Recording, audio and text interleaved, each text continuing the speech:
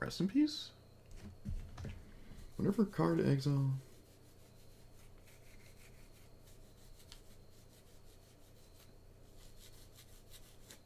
I guess rest in peace?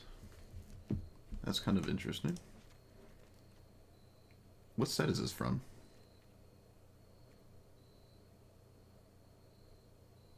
This? Okay.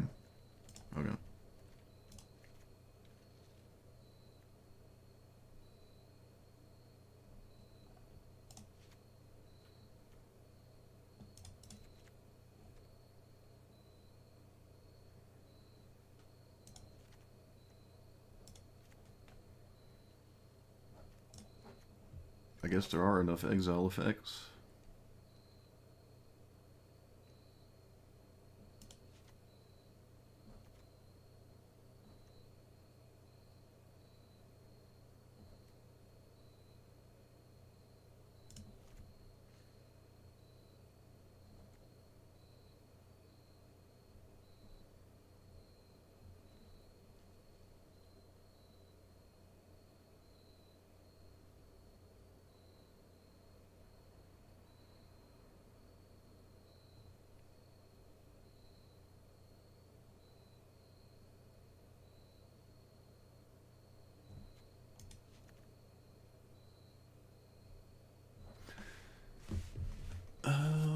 Four mana.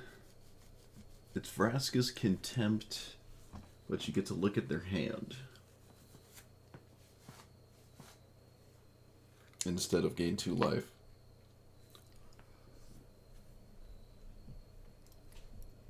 Probably.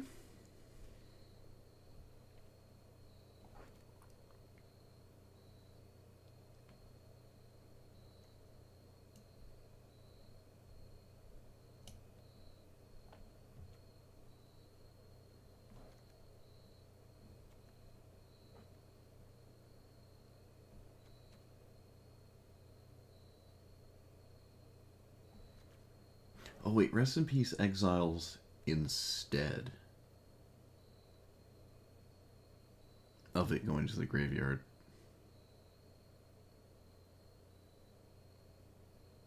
Rest in Peace doesn't work.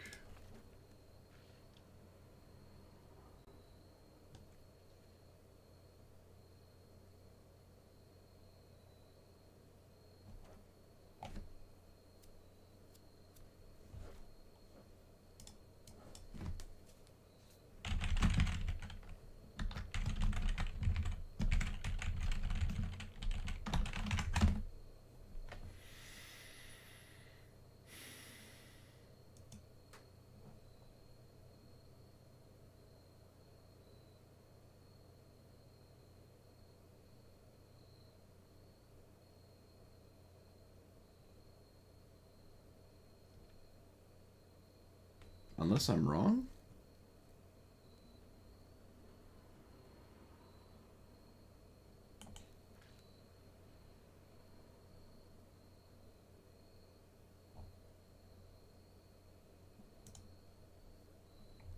That doesn't sound right.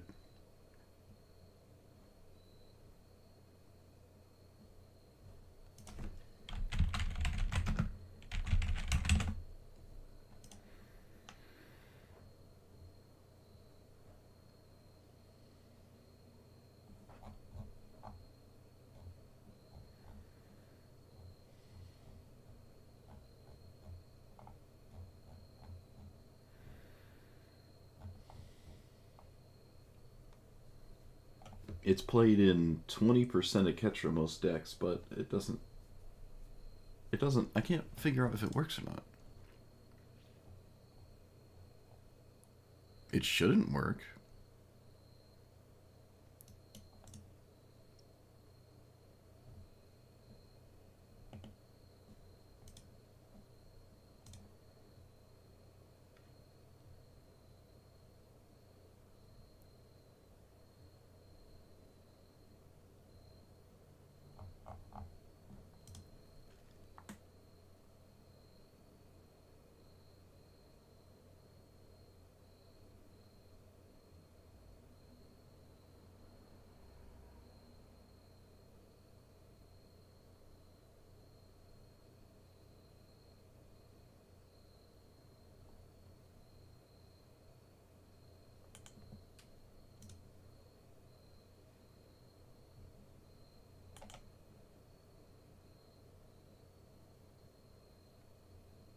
Okay.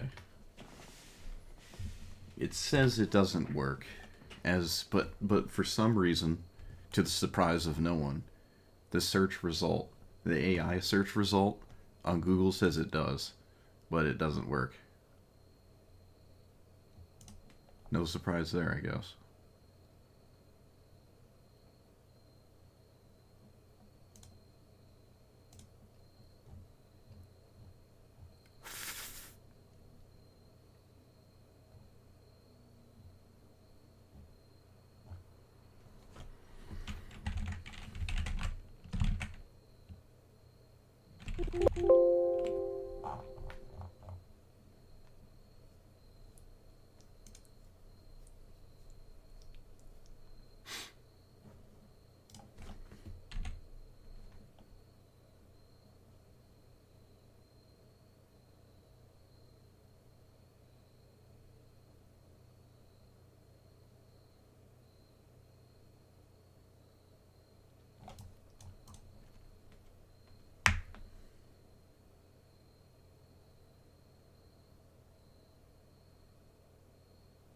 Okay.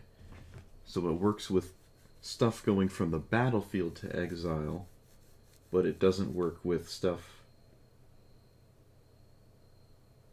going from the graveyard to exile. That might just be enough to run it. That might just be enough to run it. Honestly. Who knows? It might not even be that important. Soul Cauldron, Vacuum, I guess Lantern?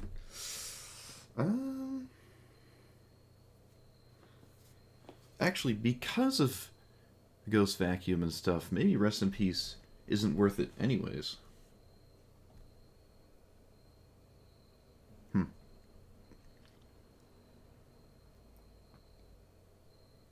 This technically exiles itself. I've never played this in Standard.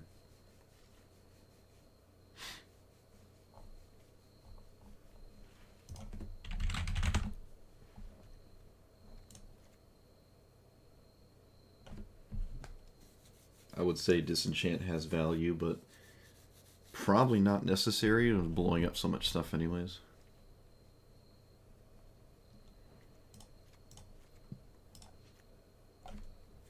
I like Vindicate here, actually. I'm sure you could play as many board wipes as you want. And removal spells, honestly.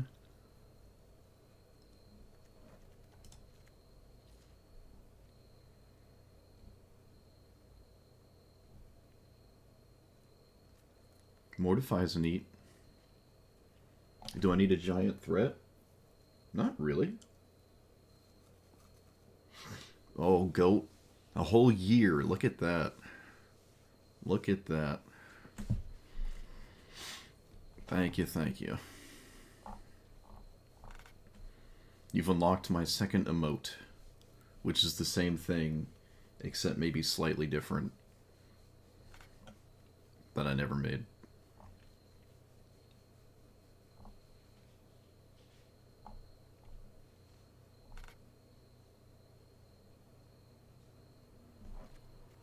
Does this deck need Phyrexian Arena? Not really.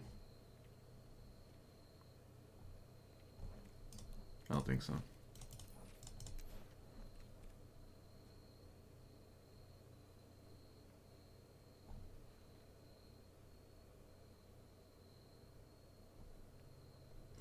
Voice is neat, actually.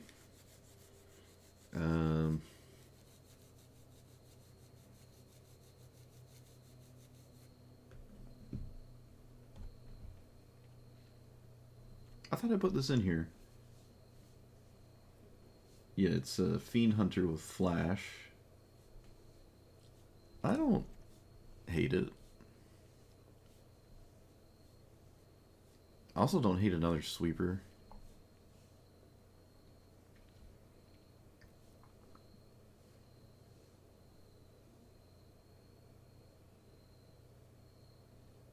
Fumigate.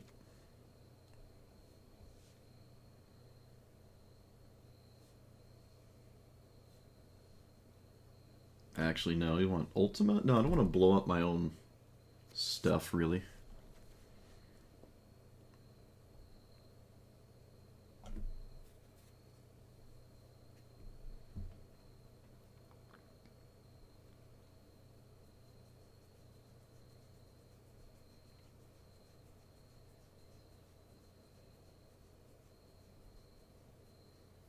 Unstoppable Slasher. When it deals combat damage, the player loses half life. Round it up. The creature dies. No counters on it. It does not self-exile. What about you? I keep thinking this interacts with the graveyard, but it doesn't. I don't know why I keep doing that.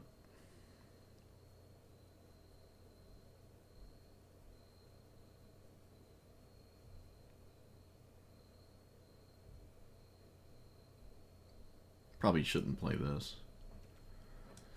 Okay, what about you for real, for real? Top 2 cards. Exile 1. This doesn't trigger Catcher Mouse. Pay life. Okay. Nothing works with Catcher Mouse. Yeah, nothing works with Catcher Mouse here.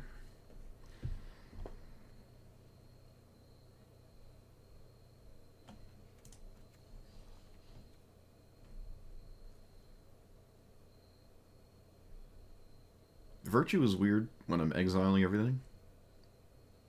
Supposedly Leona's just a wing condition.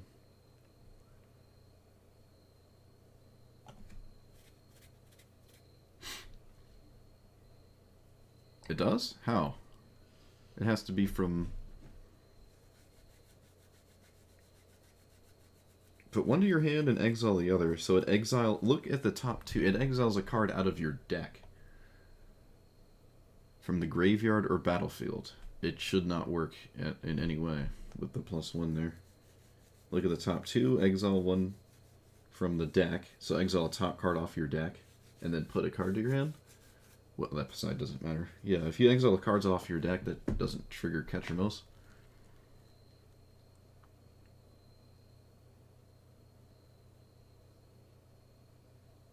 It has to be exiled from the battlefield or exiled from your graveyard.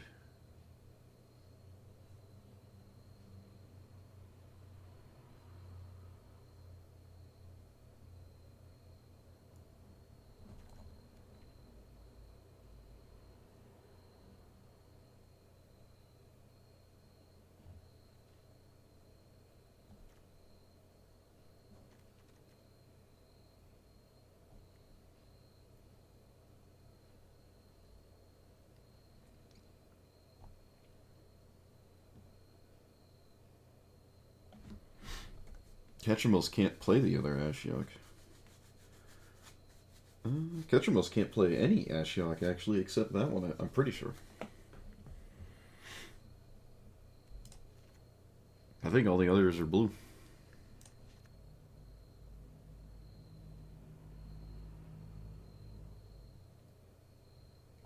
Ashiok works great? What am I not understanding? Paying life doesn't do anything. The plus is just like a worse to fairy. Just card advantage, draw a card a turn, which is fine. That's fine.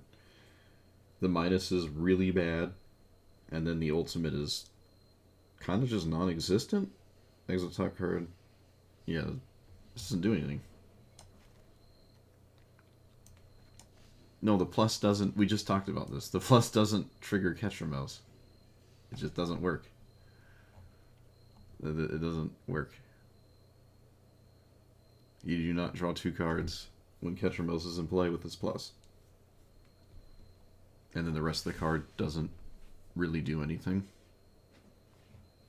Except, yeah, no, that's it. It just draws an extra card a turn, and then you just wonder why you're not playing Phyrexian Arena.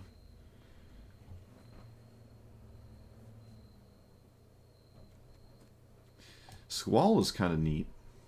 I should play this soon.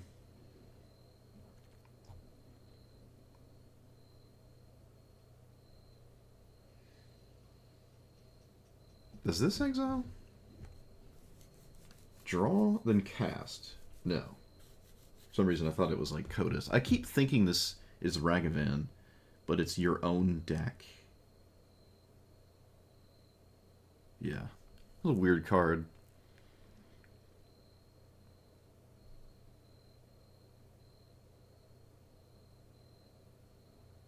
Aether Spark is neat, but it's only good after we've done the thing.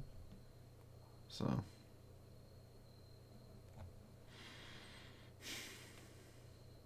Ujin is funny. It exiles and then it doesn't do much else. Ujin's actually kind of a hard matchup for Ketramos, I feel.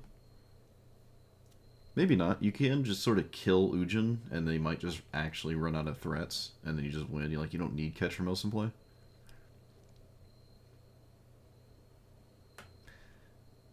Fountain Port. It's probably viable here. I don't know what I'm doing with any of this, though. Like, the fish token doesn't really do anything.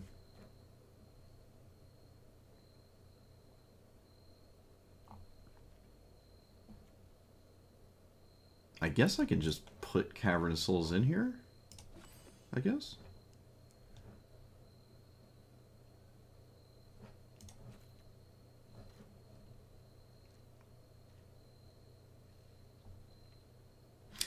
Thrumming Hive Pool, I feel, is a serious win condition. It is like a 6 mana you will just start to win card if they don't deal with it. I've seen this played in a fair amount of standard strategies now at this point in this format. It's a funny card too, and slivers are amazing. Who doesn't like slivers? Discover 5. What is that doing? I think Kymil is also interesting, but I already have so much card draw on the commander. This isn't super important.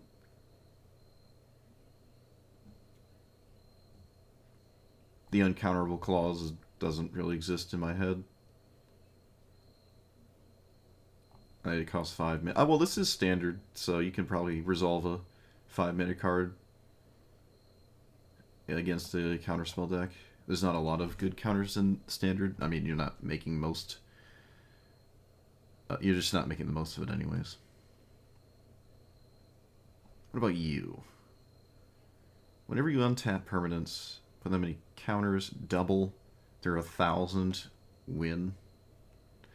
Could we play this as just a win condition? It isn't that slow. It looks slow, but like, it isn't actually all that slow. It's at its slowest in this deck, though, because I'm not green with a bunch of, like, creatures to tap sideways and stuff and untap a bunch of stuff.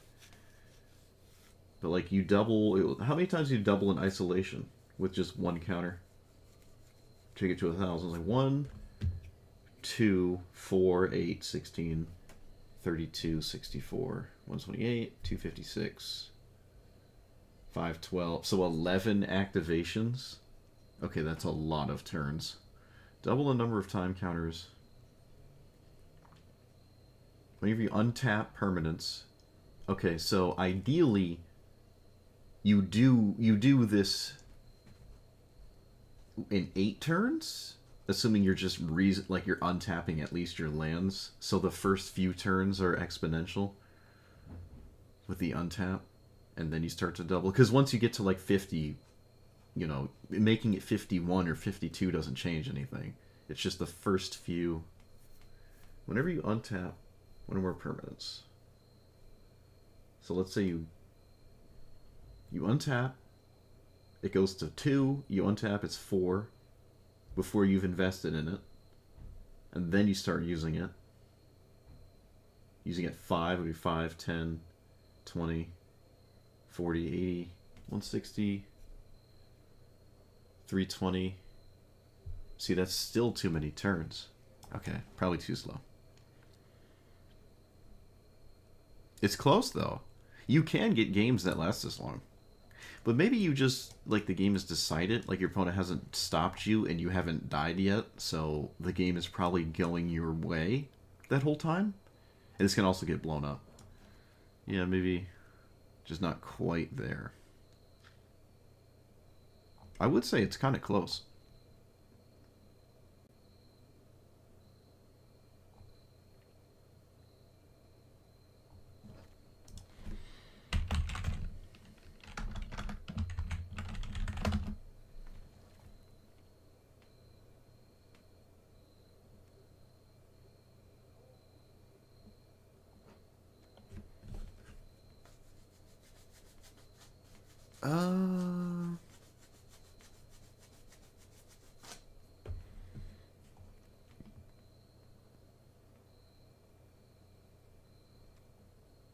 I have enough exile to just do stuff. I don't have to really worry about it, honestly. The exile just sort of like shows up naturally. I thought about Rest in Peace, but I haven't. I keep taking it back out. It doesn't work with Ghost Vacuum. It also doesn't work with spells. Like if your opponent, if I cast Get Lost, it just doesn't work.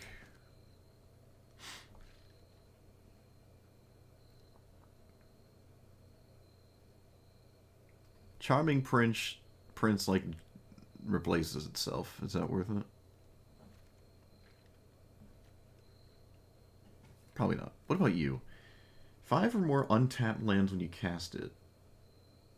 So you need 7 lands, and it enters as a 4 or 5, right?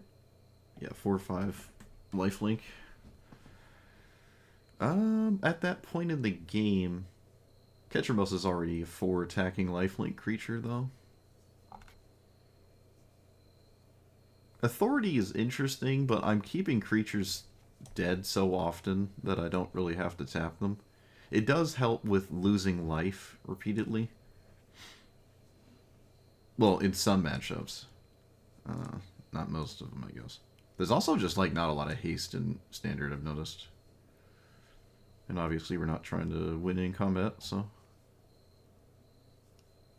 What about you? It gives Ketramos something to do, and over the course of 3 turns, I could fire this up. This is actually pretty solid, right? You just plot it? Oh, so you need 5 lands, right? You don't need 7, right? For some reason, I thought plot was adventure for a second there. I don't know why. This is interesting. Yeah, you just like tap Ketramos 3 times, and then you have a 3/5 lifelink. This is kind of nice. Like, that's not a bad piece of equipment to just sit there and be annoying.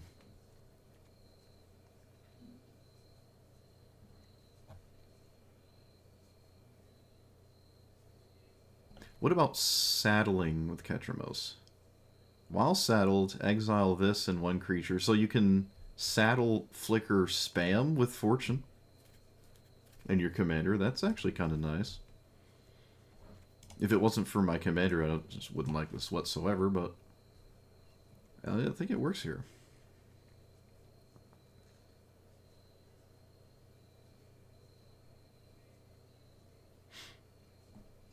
Flip Sorin for food? You're in the wrong format, my friend. You are in the wrong format.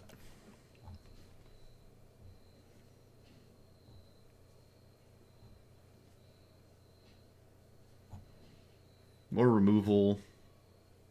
Some kind of tutors effect is fine. There's a bunch of, there's a bunch of stuff. You can just do whatever you want, really. I'm going to not play Rest in Peace for now, because it just doesn't really work.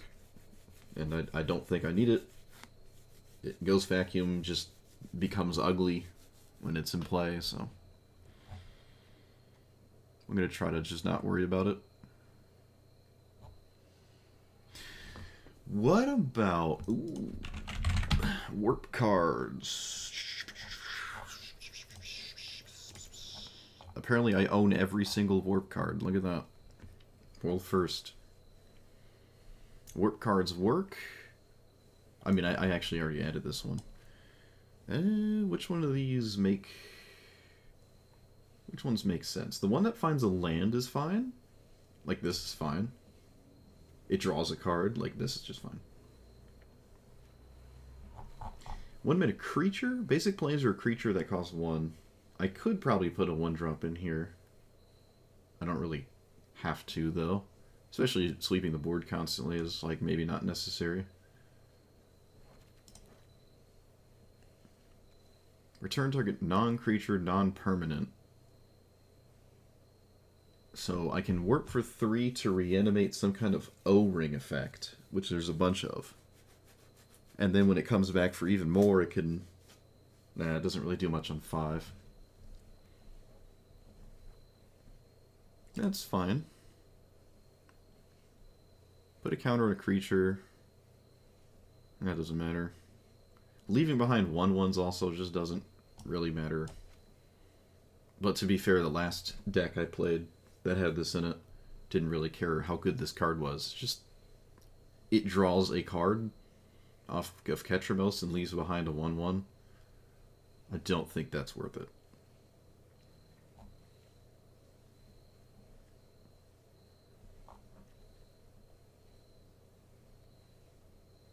What about you?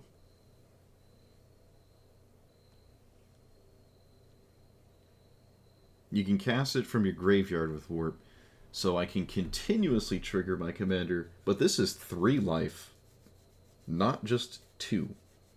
Or, excuse me, not just 1 life from the card draw effect. So this works. It's just like effectively casting Grim Tutor over and over, except I don't choose the card. I just draw.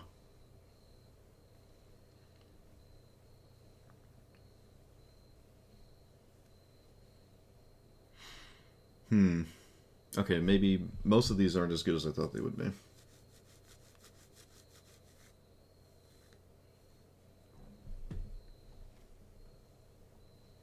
Of the anti-warp text. It's like, what? This is not ever going to draw off its ability, but it is a 1-mana warp card, I guess.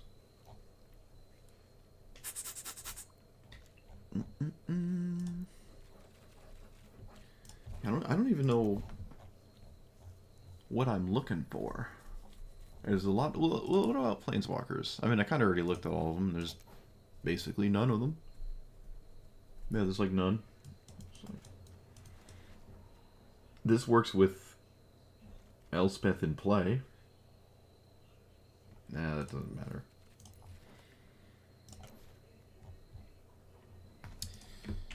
What do we have for card draw that's not bad?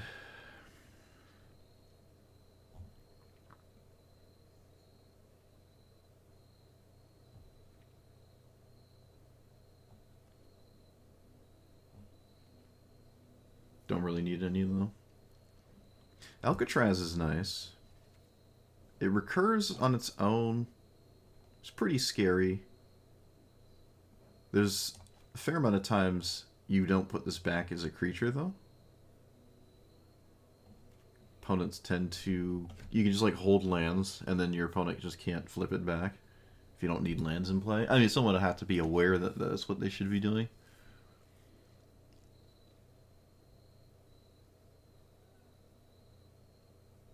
Yeah, Annex Arena might just be fine.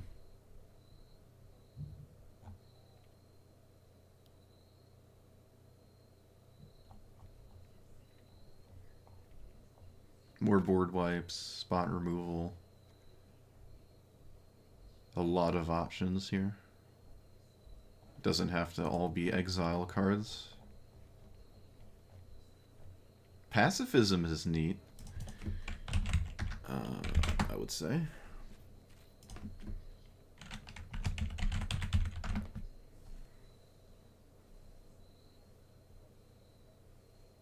We don't have any reprobate effects, I guess. I thought there was one reprobate effect.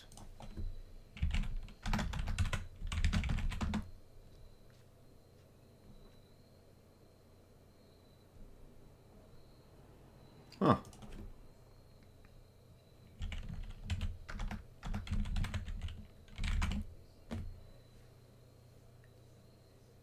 What about you? Are you close enough?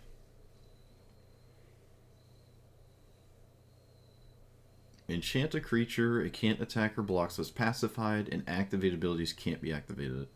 That is not the same. Maybe he's just not. Maybe that's not right. Oh wait, what about you? Nah.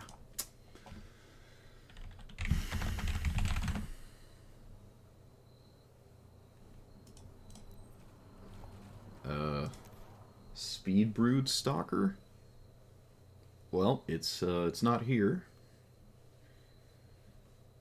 Maybe they don't play it because it doesn't exist. Oh wait, was it that one drop? No, Stalactite Stalker.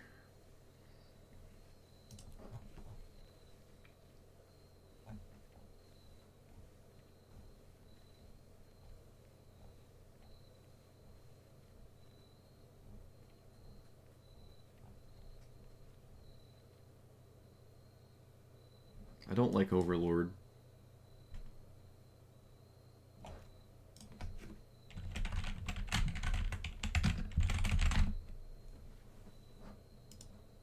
Well, I mean, I have collected and not collected in play. Oh, this is an alchemy card.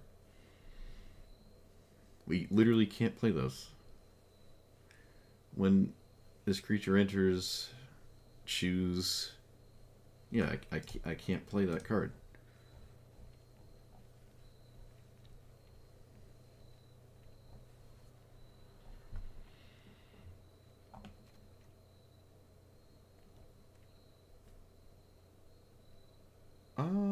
This exiles...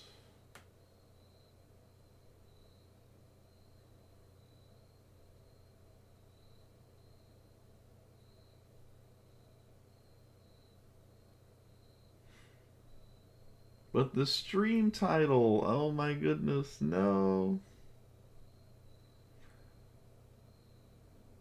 I kind of like this.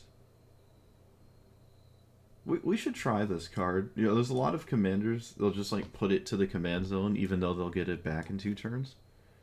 So that might have value. You can also exile tokens. That's fine.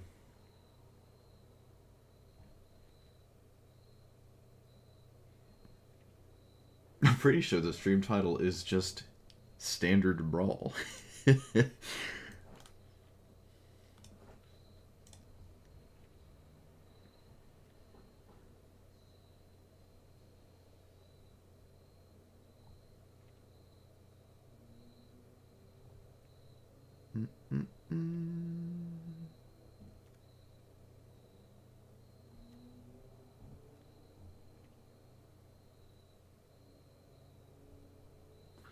Yeah, I play Historic Brawl still, like the past 2 days where I haven't streamed. I just played them for the quick games. Just to like, I play mostly as Zuza and just try to find strip mine and make people concede. But I've been a little checked out of Historic. I feel like I'm playing Vintage. I don't want to play Vintage. I don't have a problem with Vintage. It's just my expectation to play Historic Brawl was not to play Vintage. I didn't want to play Vintage. I wanted to play Historic Brawl. But those times are beyond us at this point. Alright, one more card. I can do it. We can reanimate opponent's creature. Ah, that doesn't matter. There's more options than there were last time I looked at this in Standard. But there's not a ton more options.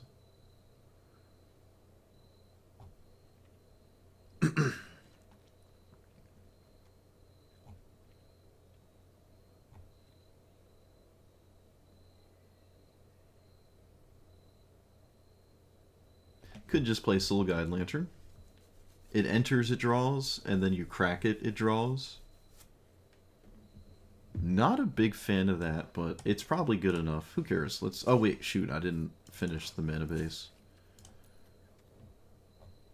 Yeah. Oh, there.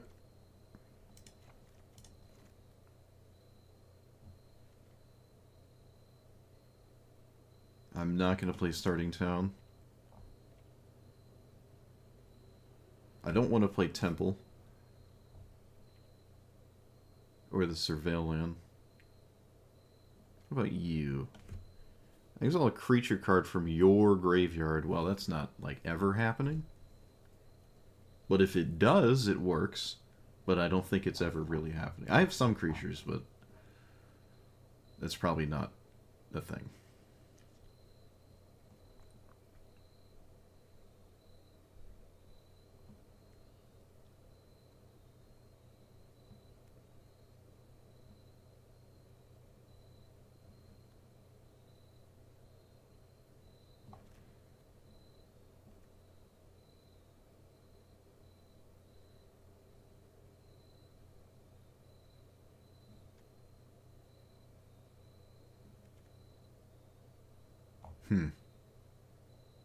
Alright. Invalid deck. What? Didn't I just add Command Tower? What do you... Hello? The auto deck thing just decided it didn't want to do that. Alright. We did it. Alright, no quest for us. No quest for us. That's alright, though.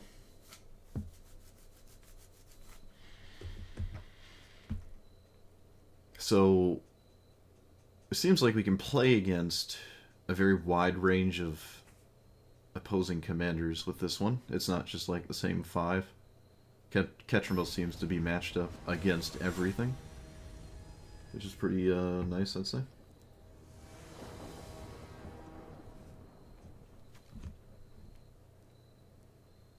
Glarb. 2/4.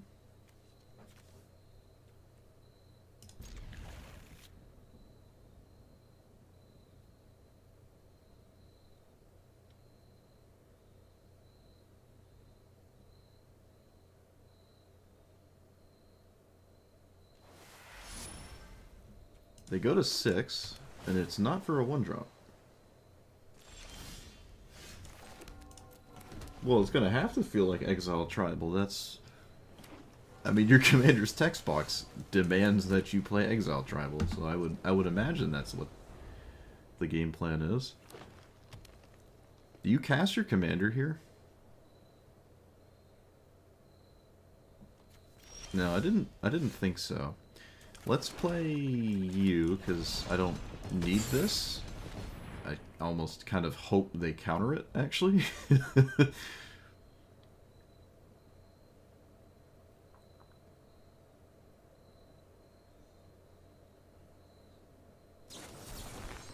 Sweet. They countered it in a way in which I drew a card, too. That was quite significant.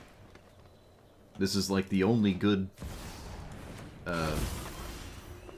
one in the thing. Alright, so I need to play a land, which means Life is Pain? What if I just didn't? What if I just played my commander? That seems really not like a good idea. Yeah, no, it doesn't seem like a good idea.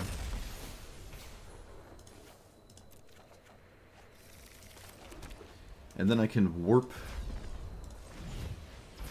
the warp. Look at it all get there. Look at it do stuff. Do I have to discard a card this way? No. Okay. Now we have Fumigate if my opponent goes crazy. Which I think at this juncture they're incentivized to. And again, like one of the two actually playable counterspells in the format are gone, so. Alright, I guess that's not the case. On the bright side, I can just harass their commander. Because, like, why not?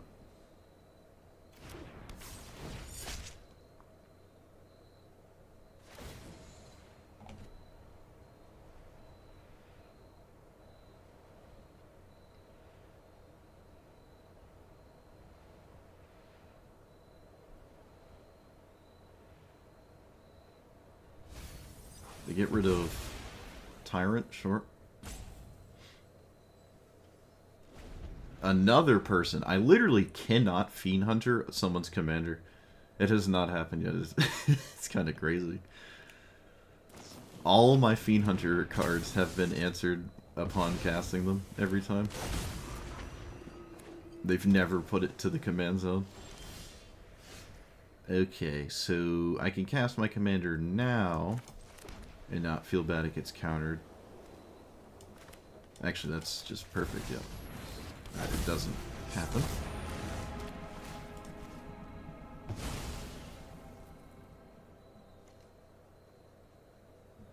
There's no crewing this. They have to put it to the command zone. They can't leave it on there.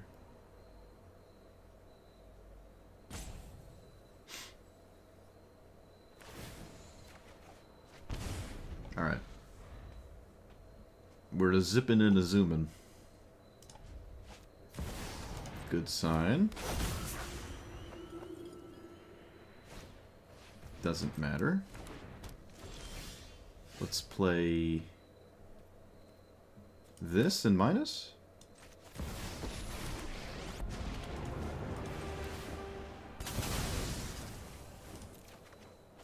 Works for me. We kind of just like 3 for 1 them because they lost the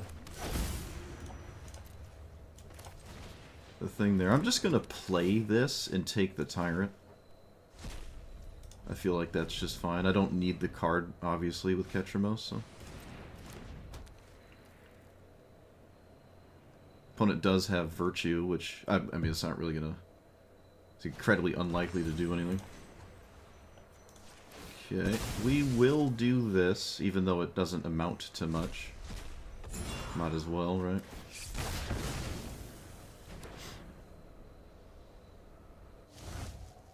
They just decided not to manifest there. Interesting. I'm not sure why. Alright, well, just here's another giant must-answer threat. Enjoy.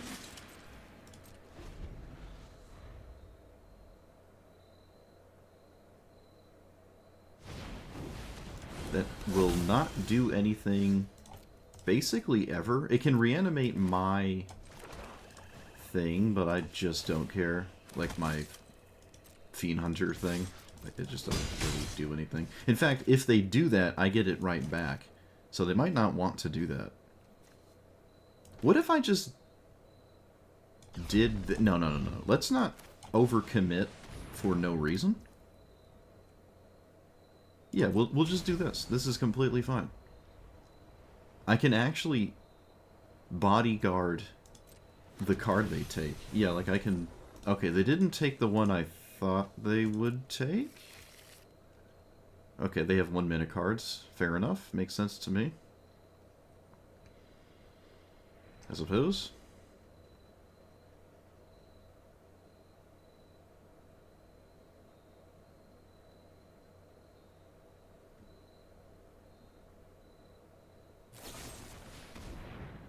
Okay. Like to see that. And let's get our card back, shall we? At this point, I can just start zeroing. The clock is just so quick. And let's just exercise that. And then play this.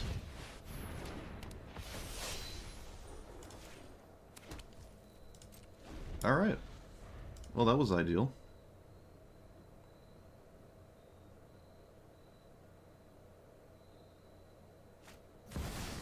That doesn't really do anything. Oh, I mean, it does have reach, but it's not good enough here.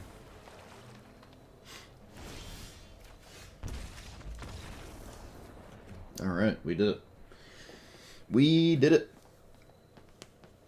I could have probably played Ketchermos at some point, but as you can see, your deck doesn't necessarily have to rely on it. It's interesting they felt like they had to kill this, though, to be fair, that if they had nothing else to do, then you might as well. But, yeah, just every angle our opponent was coming at us was just very well answered. Cool.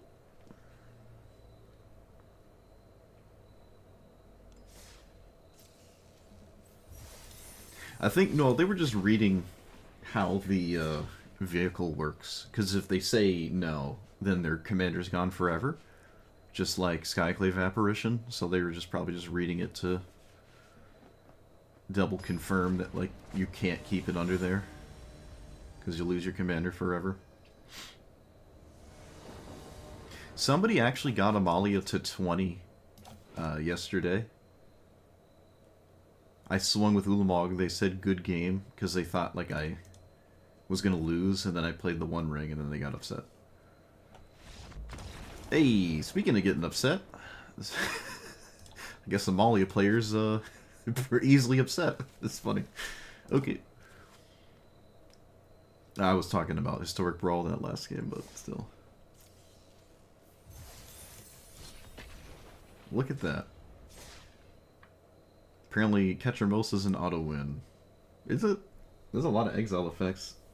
You can just ignore Ketchermos, too. I think the main problem is I have so many sweepers, they can't get away with anything. It's not always the case, though. I don't think it's as, like, devastating as playing against Ujin when your deck just can't do anything about it.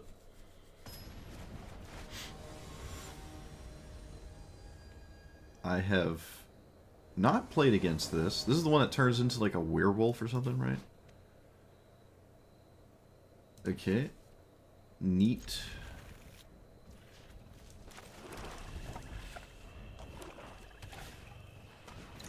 Lava Spur Boots. I will not respect Lava Spur Boots, because I don't care. Dies, number counters, and equals... Sure. We just run this out. Looks like my opponent has, what, Shieldred's Edict? Or, no, maybe it's the -3/-3 enchantment. Okay. That's the first Tithing Blade I have ever seen in Standard. But this is the first time I've played against this commander, so... Let's do this, and... still ignore... everything?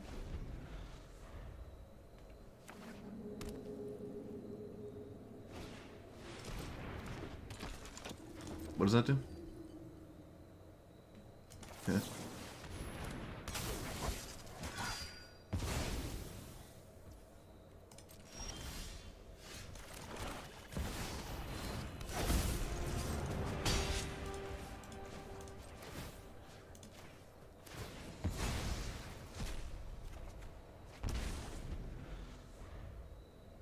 They give their commander haste. Now flips into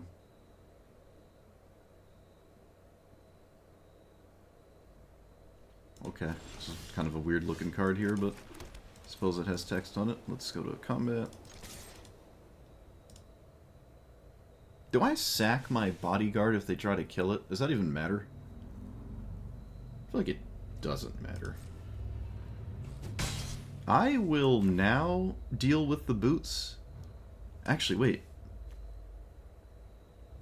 No, no, no, no, no. You can't convince me. I don't care about Lava Spur boots. It was nowhere to run. I was right about that. So that just happens. And I'm not gonna make a move here. I'm not gonna, like, do anything about that. Let's do this.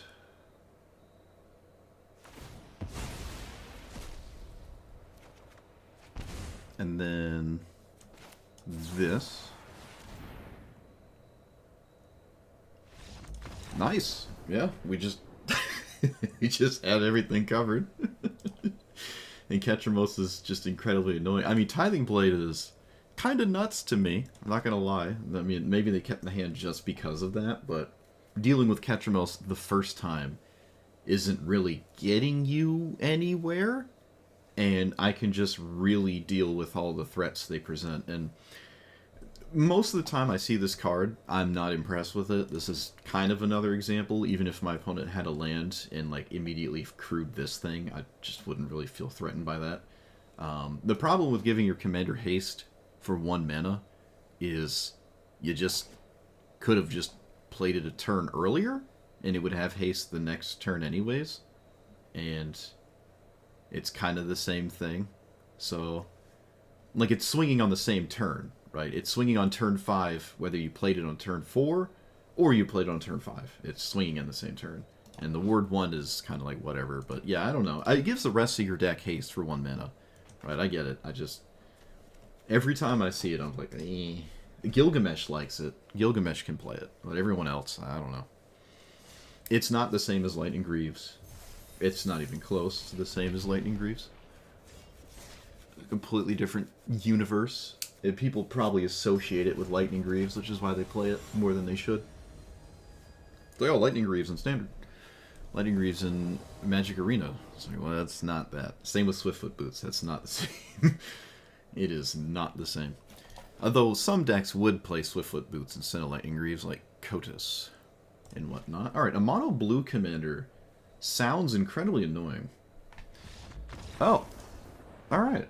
Everyone's just conceding to Ketramos. I love it. This is great. I don't even have to think about anything. Shoot, maybe I should do this to get daily wins. This is great. I feel the main issue here with mono blue and standard is there's just not a lot of good counter spells, but I'm sure my commander is pretty easily dealt with a bunch of Frogifies, bounce spells, some counter spells and whatnot. But outside of that, like, the rest of my deck is probably a serious problem, even if Ketramos is taken care of. And we've shown that we don't need Ketramos to win games anyways, so... Alright, love it.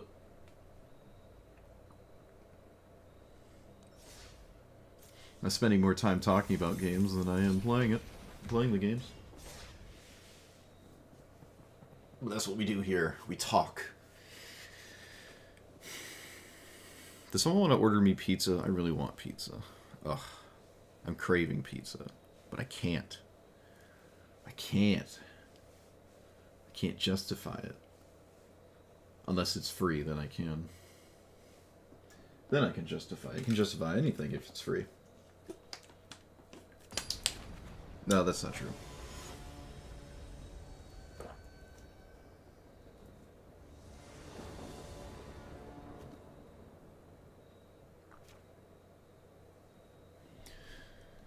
Okay, removal, stuff, things, sure. Well, if ever we're going to lose, it would probably be 1 into 3 on the play. If ever we were going to lose... Oh, it's 1 into 3 on the play. Excellent. This game is probably already over, but who knows? It's not standard. Maybe we can actually play the game and have fun. Doubt it, though.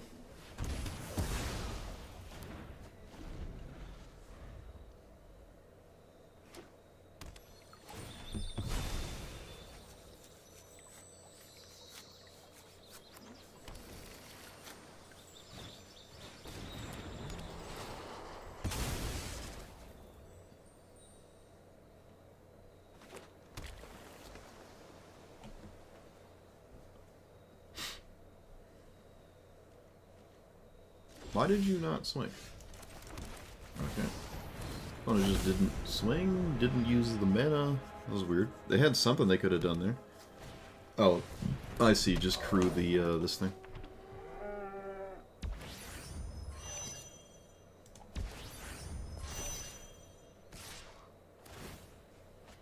Good old blue-green. Ignoring everything you could think about even contemplating doing. The cow is a legendary token. Oh, they also have a parch removal spell for it in disenchant effect kind of thing, so... Cool.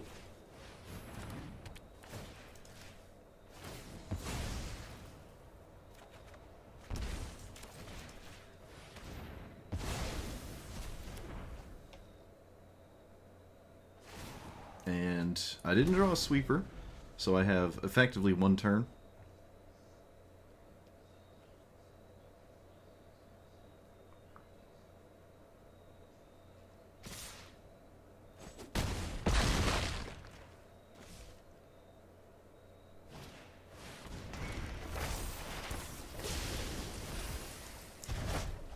That seemed like a little bit of a colossal mistake to me, but sure. So, exile that. They can get it back with their fungus, but, I mean, that loses the fungus, so...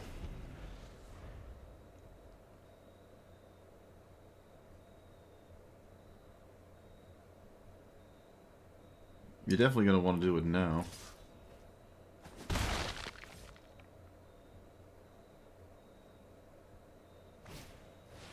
I guess we're not doing it. Okay. We're just not doing it.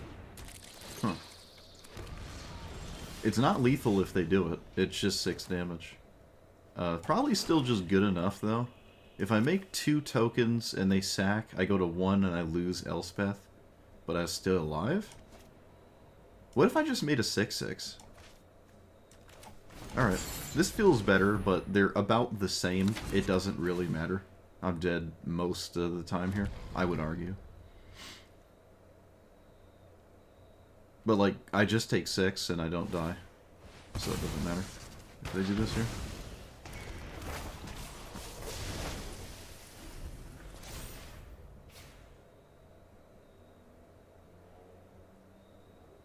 I can win at 1 life. Not very likely, though.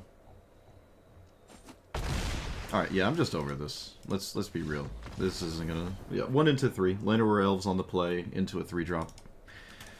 This is an historic brawl, but apparently that's still unbeatable. So, Llanowar Elves still probably just the best thing in Standard. Easily, like, top 3 cards in the format. Probably the best. I'm not gonna lie to you. Llanowar Elves is probably the best card in the game in Standard.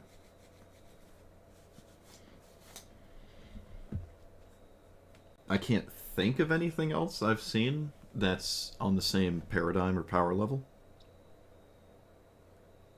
in Standard.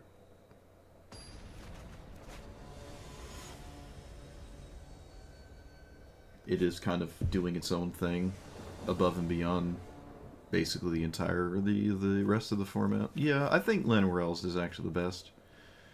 Thinking about every Standard card in my head right now.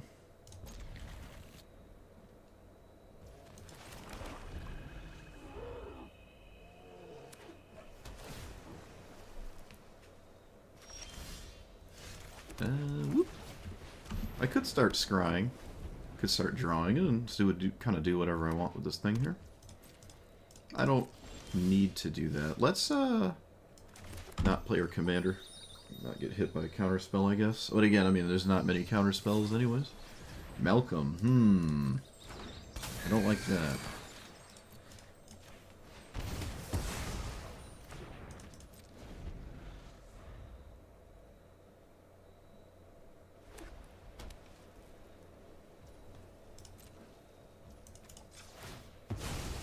What else is instant here that my opponent wants? I don't actually know. Does it matter? No, we can just play it. Again, I survive it getting countered.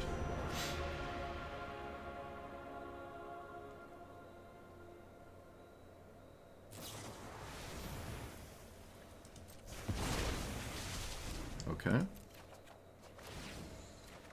Sure. Another person who deals with it when it wasn't fundamentally doing anything?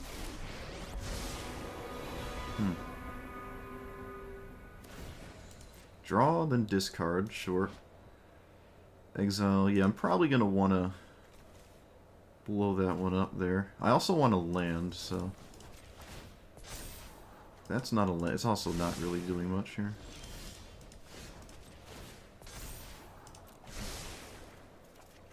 Could recast my commander, but... I mean, let's be real. This is just really good, honestly. Just windmill slamming this is probably just a really good thing. I'm just going to do that. Oh, my opponent has Fog Bank? Okay. Sure.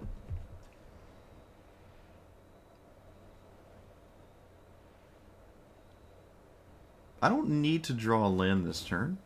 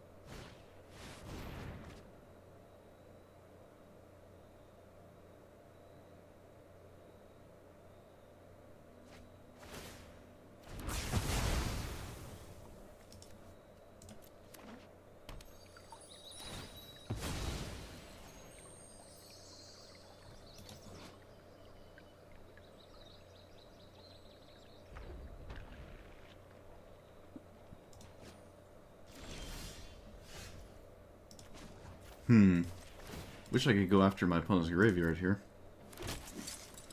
But I can't. Alright. Ketramos it is.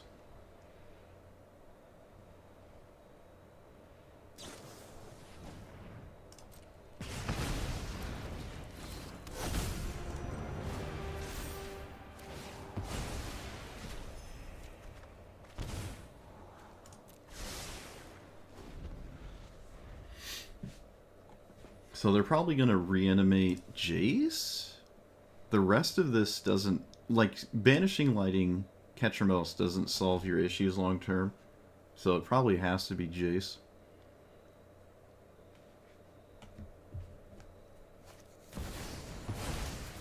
Okay, they didn't even really go... Oh, right, they could just exile my threats. Alright, yeah, it hits both my threats. That makes more sense. I did find Graveyard Hate, however... And I will cast it. This is probably a good idea. Let's get the Jace out of there. Yeah, that's definitely... Of all the cards in their graveyard, that's the one I don't want them to have the most. And then I can cast you? Can exile my own creature, but I'm just not going to. Like, just to have it under, so if they cast a board wipe, I get to save something. But I don't feel like that's necessary. They'd also, like, have to have it, so...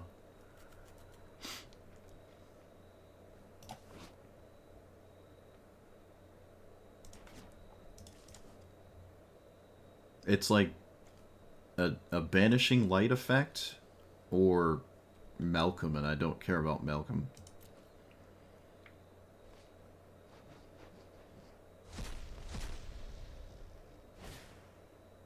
Okay, they went for the one I probably wouldn't have gone with. But sure. They keep that. That flickers their commander. Makes sense to me. Let's eat. There's too many O-rings, so we'll just take away options. Just take that. And then I can swing, which doesn't really do anything. Am I casting a sweeper is the question. This is a token, right? Yeah, this is a token. If they flicker their commander, they're not achieving much out of the graveyard. So maybe I could just let that happen and spend this time passing? Yeah, because I don't care about them flickering their commander. I could have just cast a sweeper, honestly. I could sort of just do whatever I want there. So I guess I'll play as reserved as possible. Oh, they can flicker spam their own saga. Do I have an answer for that? I have Stroke of Midnight. Alright, there's a way to round this. Didn't mentally register that as a thing. That's kind of cool.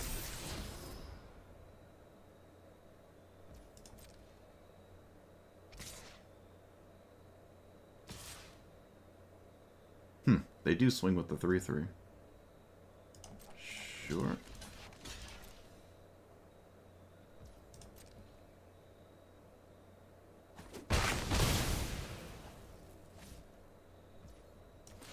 Let's blow up the new one. So I can't, like, do it again.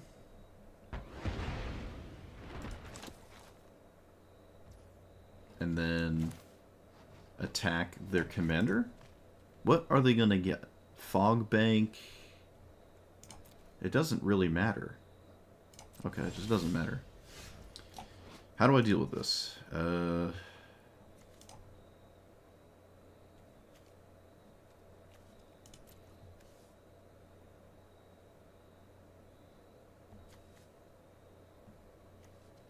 I cannot deal with this. Am I losing?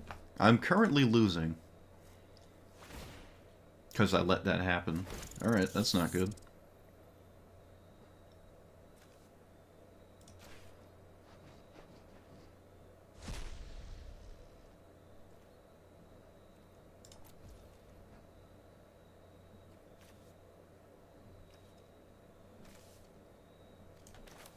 Casting my commander doesn't do anything.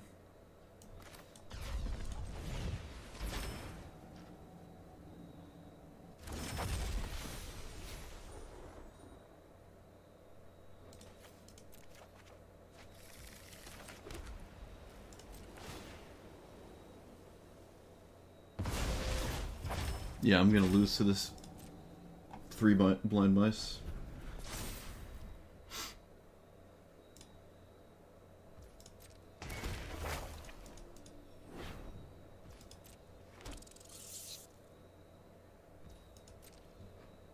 So now I can harass their commander. Because if they flicker it, it's just recurring a Banishing Light, which doesn't matter. In fact, I kind of encourage that because I have a sweeper. So by all means.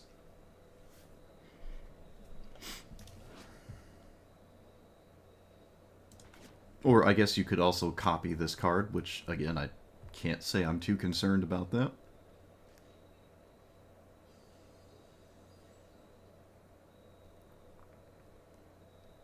This game is revolving around the Infinite Saga tokens.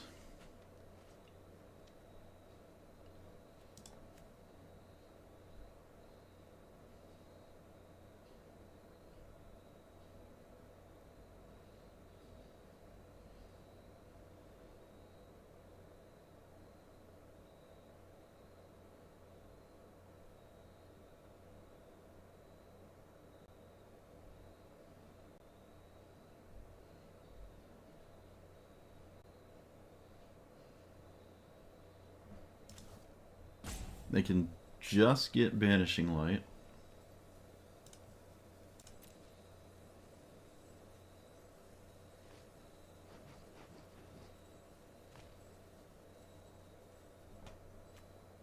Return the favor? What do you mean?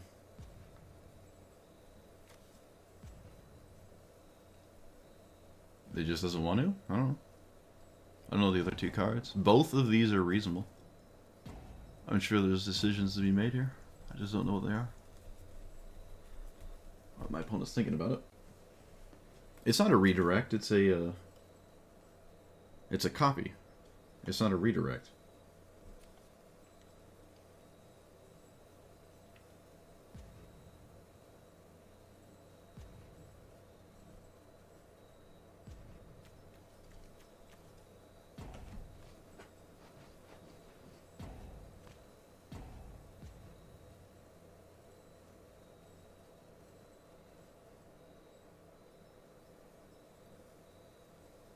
Okay, I don't know if my opponent's thinking anymore and they're just gone.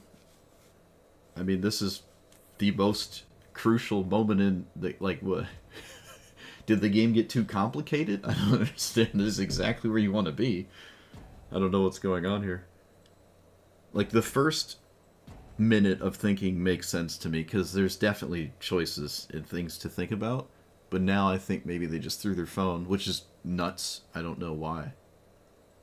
Like, you're not in a bad spot at all. This is a pretty, like, in-depth game, I would say. It was kind of disappointing. Well, that's just incredibly disappointing.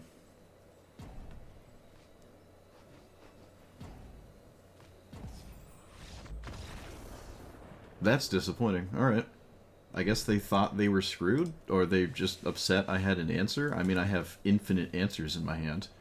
They don't... I mean, if they get Banishing Light to hit this, I don't care. And if they redirect it to kill this, I don't care. So, neither of these really help here, because the graveyard is just, like, not doing anything with their commander. But, because this exists... I don't see what the problem is for the opponent. Like, this is something I cannot stop right now. I should have been able to stop it, but I got caught off guard. I was like, oh, they just automatically are going to select the treasure the map token or the mouse. And I just let it go through, but I should have Stroke of Midnighted it before this started happening. But I guess they're just over it. Huh. It's not a redirect. You copy the spell. It's not a redirect. You're not changing the original spell. Redirect is a specific thing. This is not it. This is just a reverberate. Kind of weird that they gave up, though. Get Schmied it triggers an activated ability, right?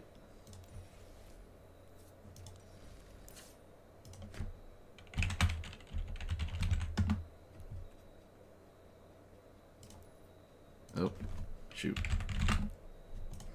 I can do it, I promise. I promise! Oh, never mind. I'm just an idiot.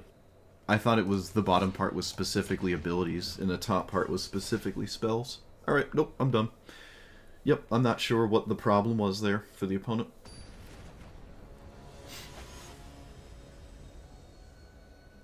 Paid actor, yeah. Yeah, I thought the bottom part was just triggered or activated abilities. Not spells.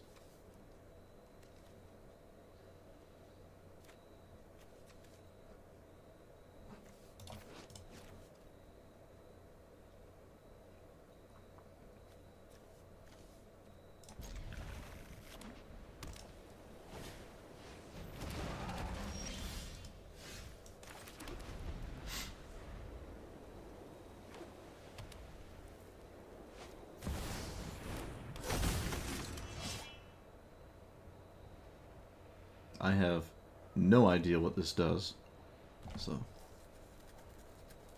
we shall find out. Sword of Wealth and Power. What does that do?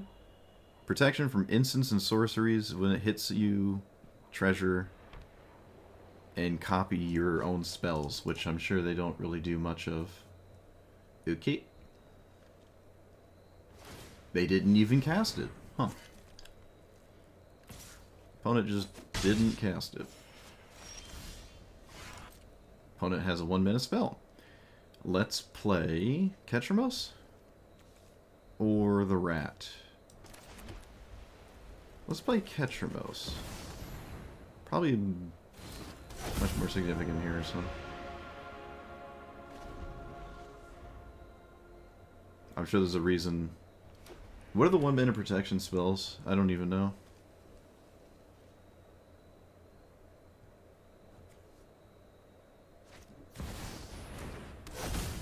Okay. Well, ideally, the 1 minute spell doesn't move it for free. Okay, that's not the case. It's still a 1 minute protection spell, so I'm not sure what to do here. Playing into it doesn't help. Oh, I mean, maybe it kind of does. Maybe it kind of does. Yeah, we could just play this. And we're not screwed when it doesn't work. Okay.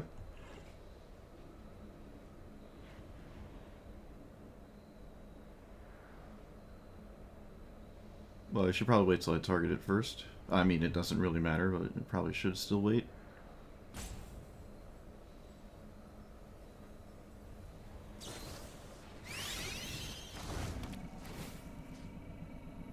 Oh.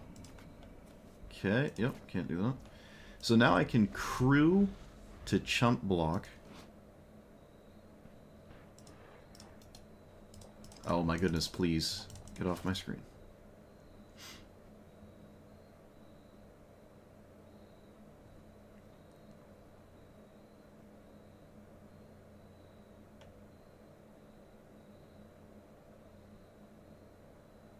Wait a minute, why do I care about that? All it is a treasure token. Do I even care? Not really. Well, they put a lot of time and thought into this, so there's that. What does this do? Make something indestructible? Yeah, let's just jump block.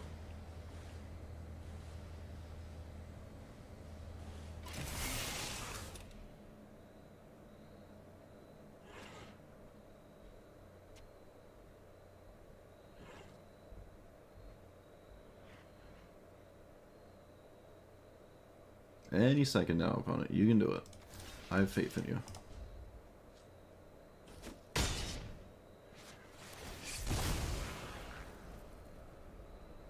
They can make their commander indestructible. So we will demand a second protection spell.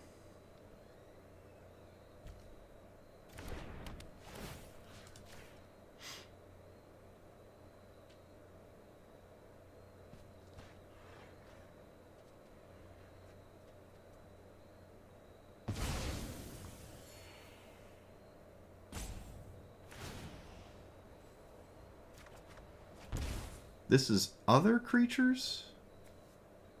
Target creature you control. No, it can be itself. Quicksand is 2 mana? Here? Well, that works out. Oh no, I can't do the thing because of the sword. Can't do the thing.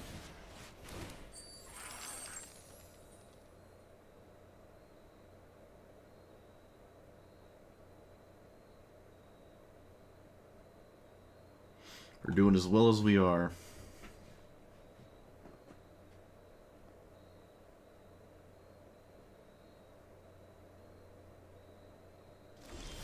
Alright, my opponent is taking their sweet time with their decisions each turn, which is kind of concerning, but there's not much I can do about it. I'm not going to cast Fumigate here.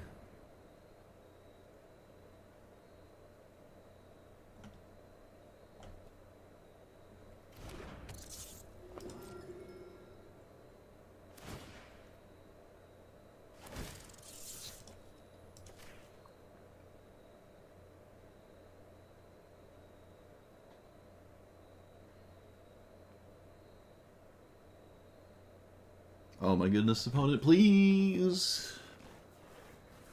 Nothing is different. Just do the thing, please. It's like the Zac Flare is breaking my opponent's... Zac Fair is breaking my opponent's brain or something.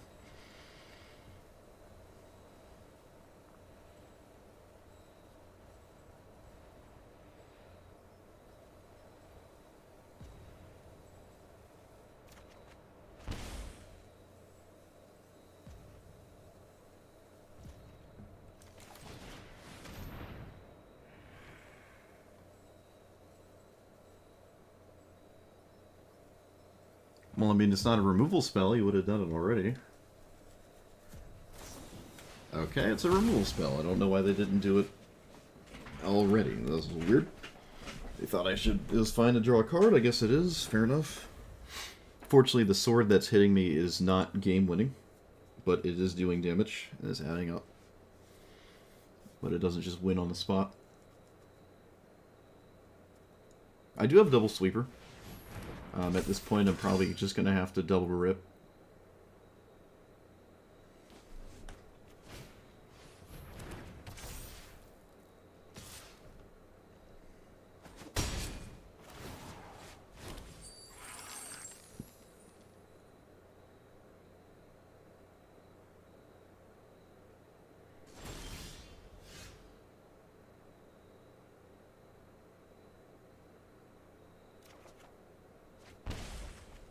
Okay. Makes life tremendously easier.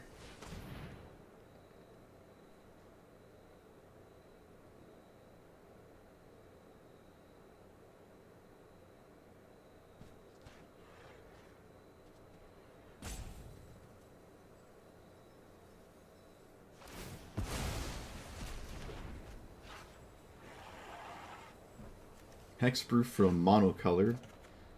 Annoying, but not as annoying. So... do this now? No. Yes?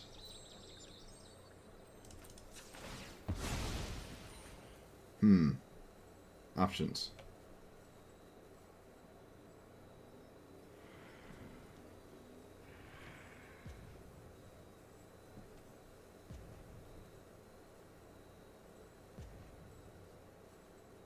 Oh my goodness.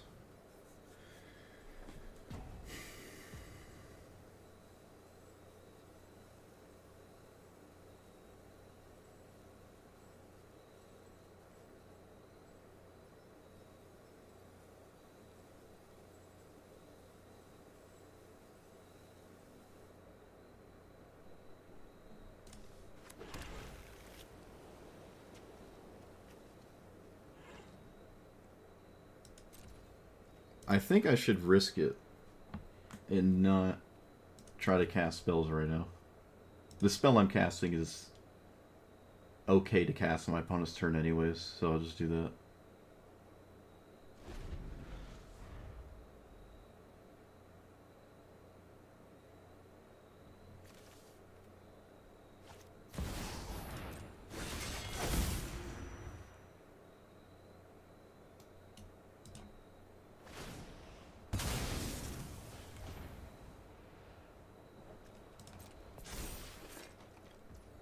They didn't go for the hex-proof one, which is a little interesting. Kind of surprised.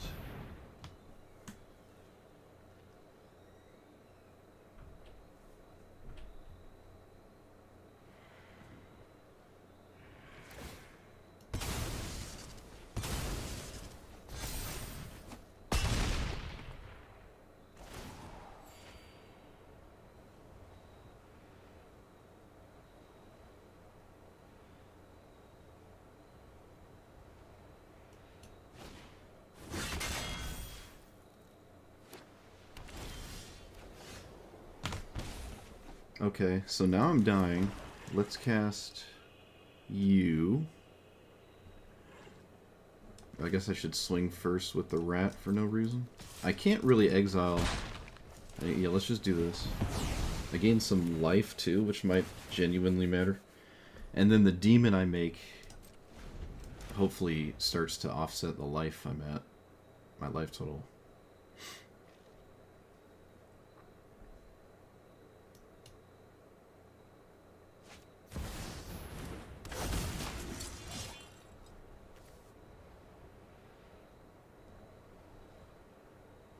I would like Phyrexian Arena to not be here. Always doing this. Do that, do this. And Seam Rip Cloud.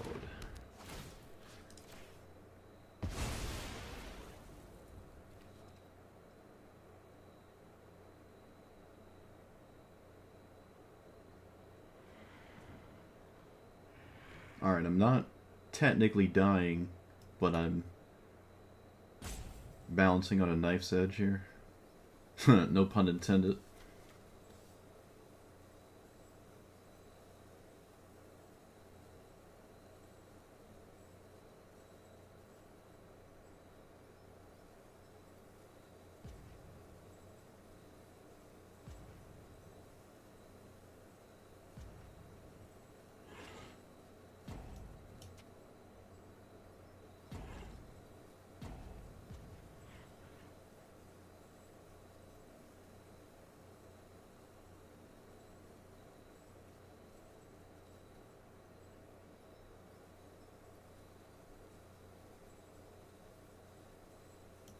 Or I guess it's just another person who doesn't want to keep playing. Interesting. Oh, wait, no, we're back.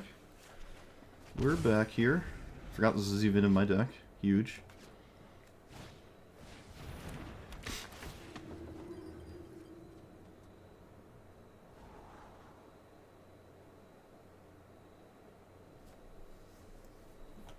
Rest in Peace would, at this point, let me start swinging with the catcher mouse. Which is, this is kind of the first time it would have mattered rather significantly as well.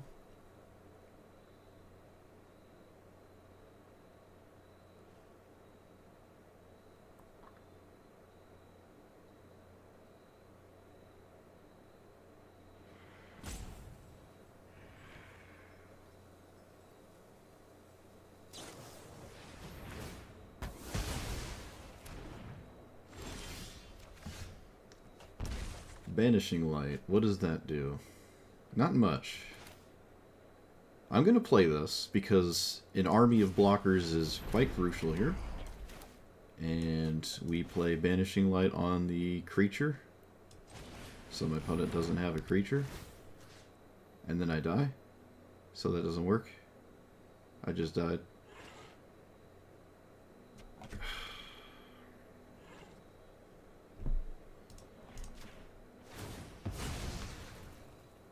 I forgot I lost my demon.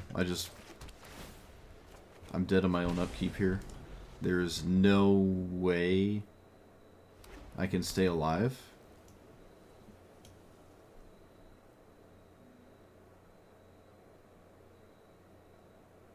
Yep, there's nothing I can do. I can't flash in anything.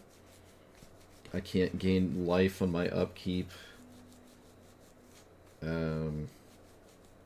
I can't blow up my own arena. Yeah, I can't do anything. Alright. Lost to the slowest player in the format. Tragic. Yep, so the arena there was definitely a problem. Which is kind of the first time it's happened. I think because the demon thing is way too much life and it's hard to pull this off, I just shouldn't play this. Arena is questionable as well. Okay, so Rest in Peace has one niche case about it that I like. I'm willing to try it now. That's a game I should have won, I feel. So something definitely went wrong. The thing that went wrong is I should not have played for X Arena.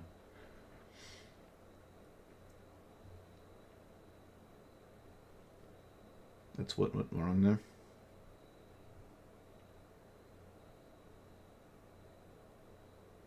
I could play any kind of disenchant effect as well if I want it.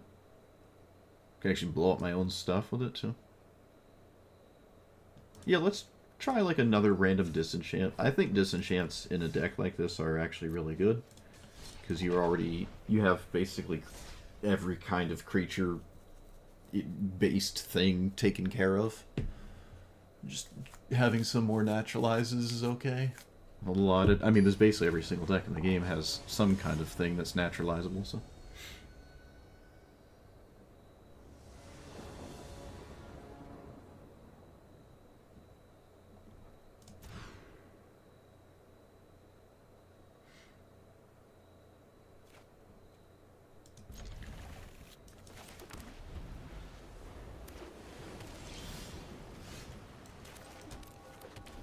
I really like Ketramos. I think it's a really cool commander.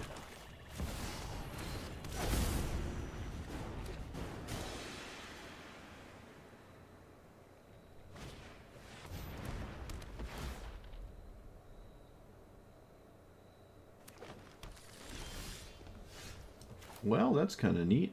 Haven't actually played that yet. Suppose I will. Those are not lands. Nor are they really necessary for what I'm up against. Yeah, alright.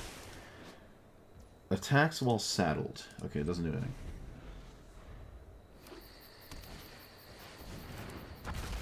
Ward 2. Okay. Well, that's unyieldingly annoying.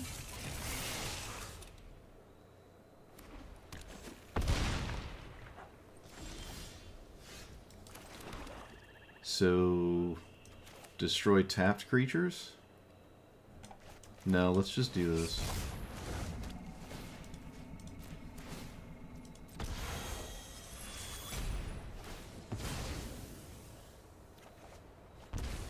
Glasket. Okay.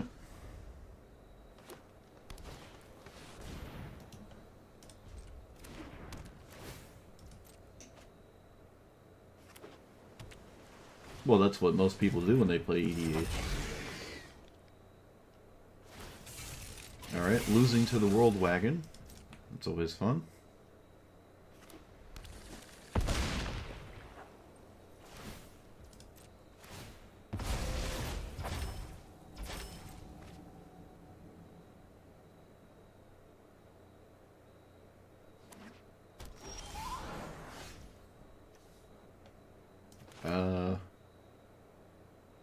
Glasket anything? Yep. I'm not going to swing with the hover ship. And then I'm going to pass.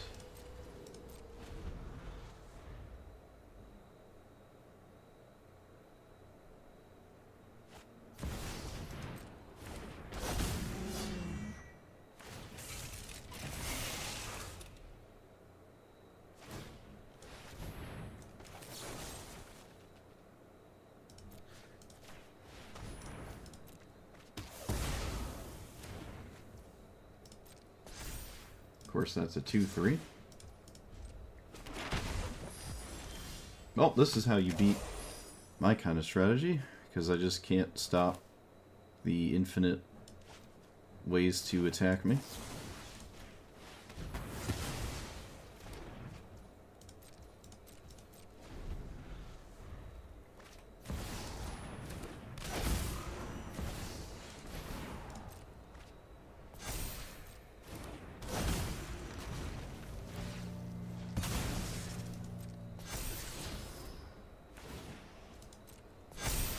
Of course it hits a non-land. No, why wouldn't it? So untap creatures and still kind of just lose.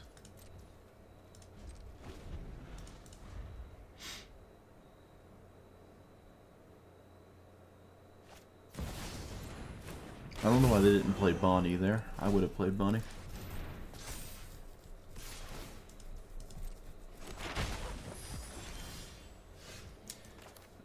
Yep.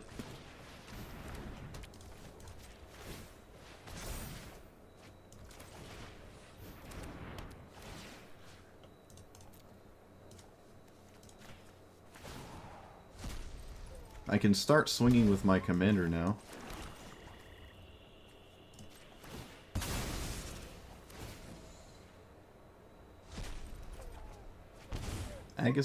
Agatha's Soul Cauldron. I say. 1, 2, 3. Not in a position to not do this. Just gonna do this.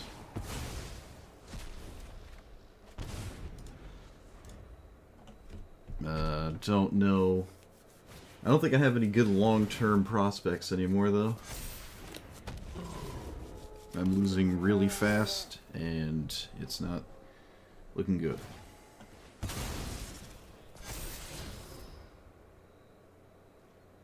It's a weird keep, I feel. Oh no, it's castable. It's castable. It's less weird. It's less weird. Dead to the manland that my opponent currently has. Kind of a embarrassing way to go. Oh wait, no, my commander's active. That is not true, I just lied. We can collect evidence, so... Oh wait, no, we should not collect evidence. What am I talking about?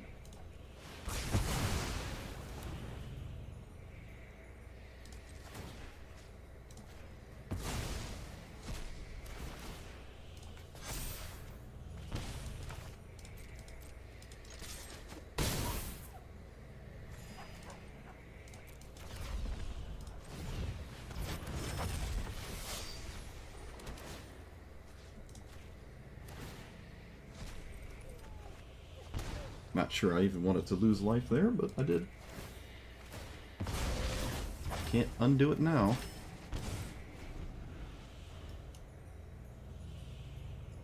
It's really just a haste threat that's a huge problem, honestly.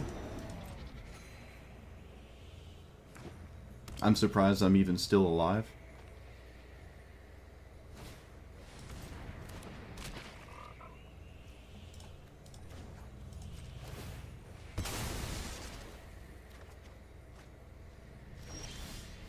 Ghost Vacuum, what does that change? Not much. Alright, we can do this, and then I can't minus because I lose my commander. I can exile Voltborn Tyrant for a turn? I suppose I will? I kinda, like, have to?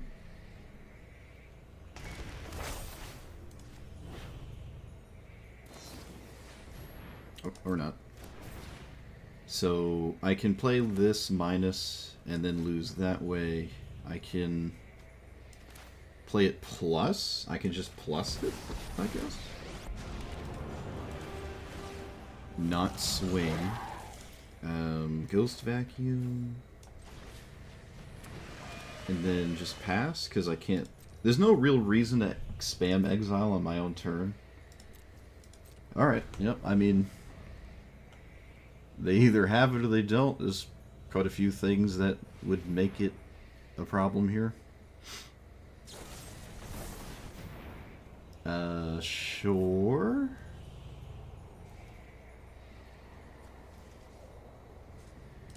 Okay.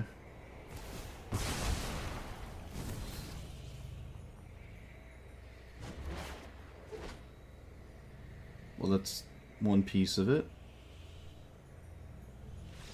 Unbelievable. That's insane. Wow. I mean, at no point did I feel like I was winning this. I was attacked at angles that are extremely difficult to deal with. They could have continuously committed this, actually, and that might have done it, but I'm not sure. I'd have to go back and look if they just kept swinging with this. It does make a lot of sense to just keep throwing giant things out into play, though.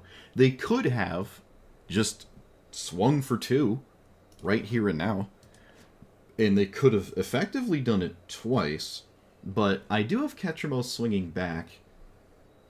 I don't have a clean answer for this, though. Like, I swing back for 7? No, this gets a counter from this, so they can't swing, obviously. And then, on my turn, it can get another counter, and then it can go up to 9 with the Saga +2/+2. 2. So yeah, we can swing back for a lot of life here. Huh.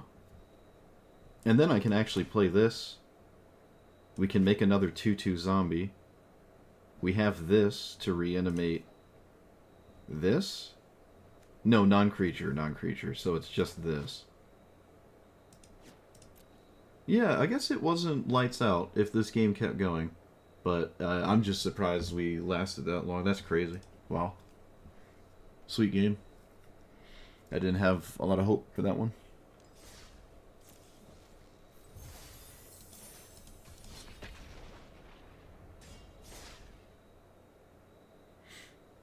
Opponent was playing extraordinarily fast as well. Don't see that too often. Someone was playing faster than me. That's kind of... okay. It doesn't happen very often, but it does happen sometimes. This is the Weird Narset. Last time I saw this, it just kind of stared at me. I don't want that hand. This hand is also questionable.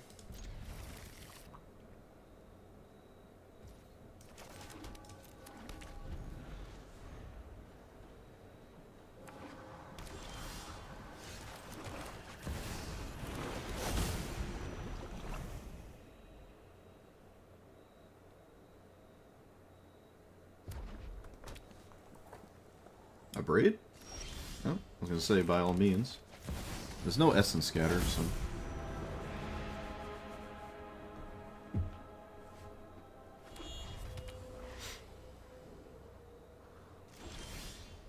Okay, someone who doesn't care about my commander is a little unfortunate. I could just play this. Seems kind of stupid, though. Yeah, this seems kind of stupid.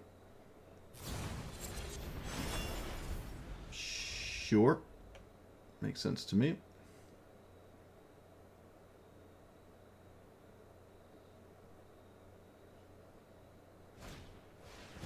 Oh, there it is.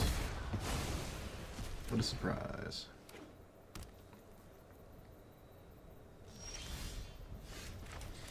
That is slightly better here than the Saga, so I'll play that.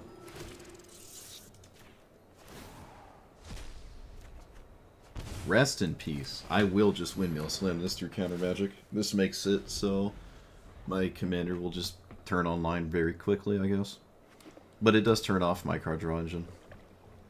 Double-edged sword. Who knows? I'm sure my opponent is interested in dealing with it when possible. So, we shall see. When you unlock this door... Okay, they just kill my rat anyways, so I wasn't going to have a card advantage engine. Let's play the expensive one, because they are literally identical. I can no longer collect evidence anyway. No, but this lets me cast the tome. Actually, yeah.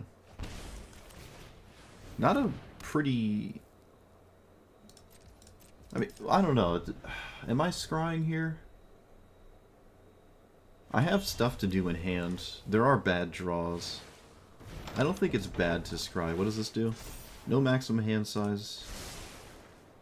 End step draw. Alright, so I'm definitely going to want to blow that up. So I will. Only I'm allowed to draw multiple cards a turn. Not you. Let's play... This actually just works here. Just simply play it. Just works on the token.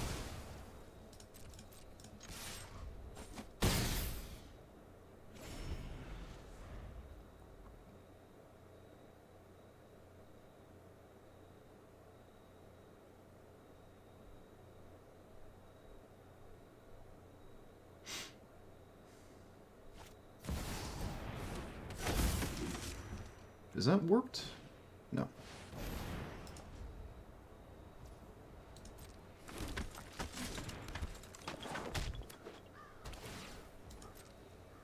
I don't think they're going to pitch their hand here. Well, their hand could be very bad. Suppose that's possible.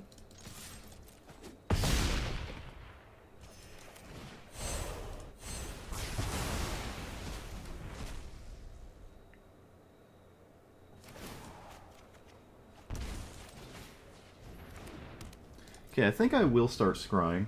I'm noticing I'm spending my mana anyway, so I'm going to start scrying.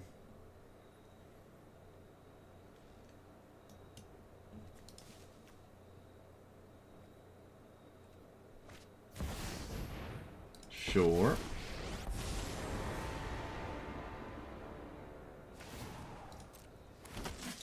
That gets around Menace.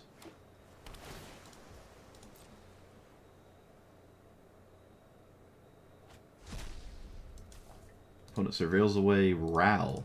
Wow. Really? That's removal.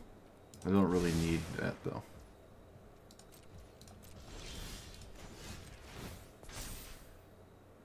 A land is okay, honestly. A land is fine. Not necessary, but...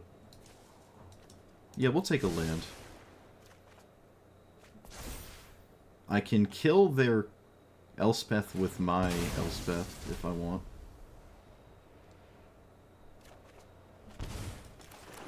I kind of want to do that. Or at least attempt to do that. I'd say... Well, wait. That's not true. That's not at all what this does here. Okay, never mind. I lied. Counter, fly, smack. No, let's just make tokens. Okay. I was wrong.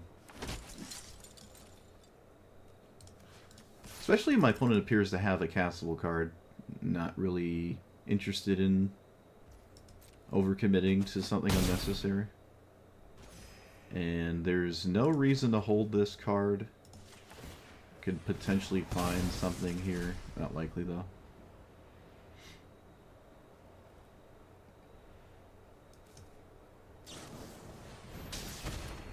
A lightning helix. I think that's the first lightning helix I've seen in standard. Neat.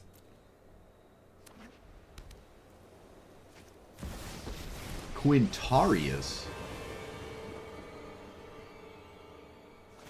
Okay.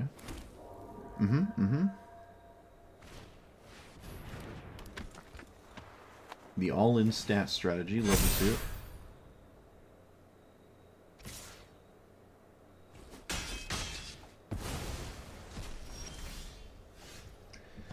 So let's exile blockers.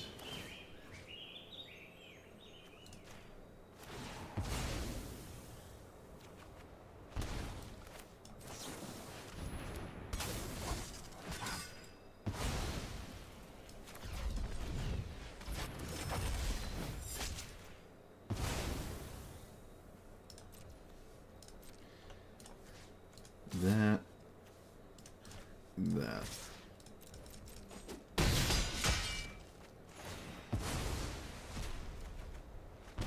And then this. And actually I'll just do this here. I'll just do this one. It's fine. That is fine. Alright. 18 cards in exile. Love to see it. Quintarius on 1, no Discover, just a random 3/2. They can cast their commander though. Okay, that's kind of the same, I guess. Okay, what does that do here? Draws cards, sure. Yeah, this is a pretty solid draw, yeah. One of the few things that probably keeps him in it was that one.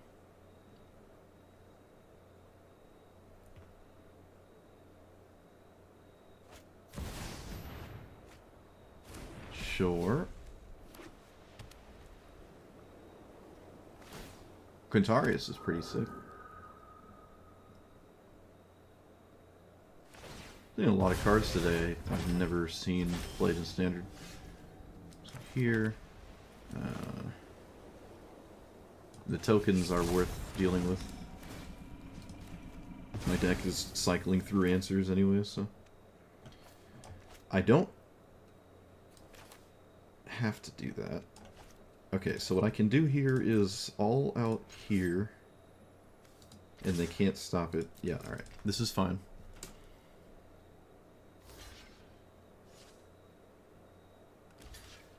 They don't want to get rid of the werewolf box.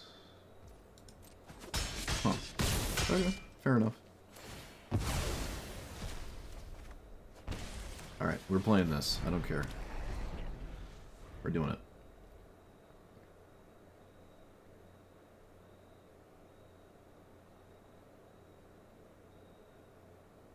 I'm at 37.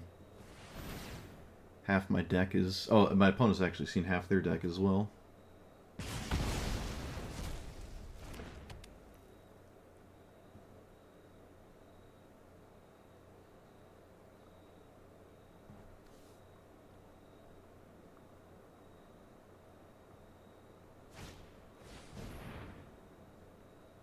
Oh, there goes that. Well, at least they dealt with it.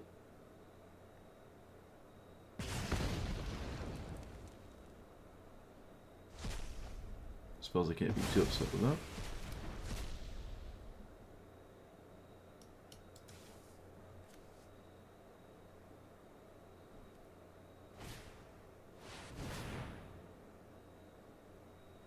Surprised they did that for this season.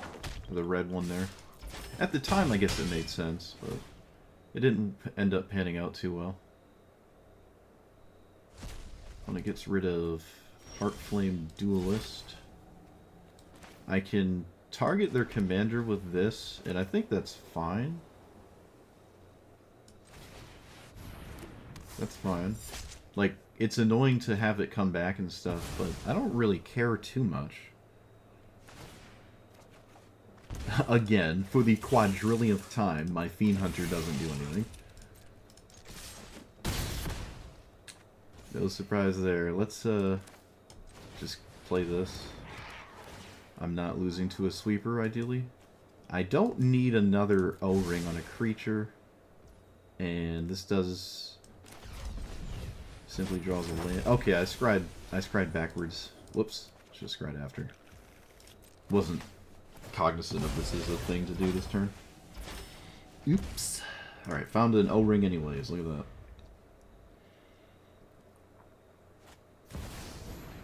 Sure.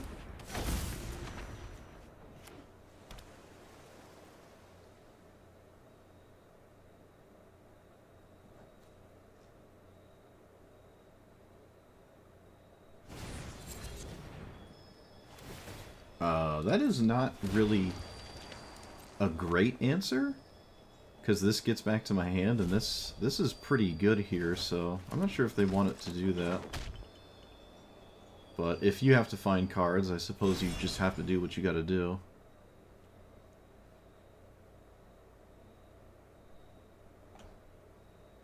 Technically, I will deck out first if it came to it.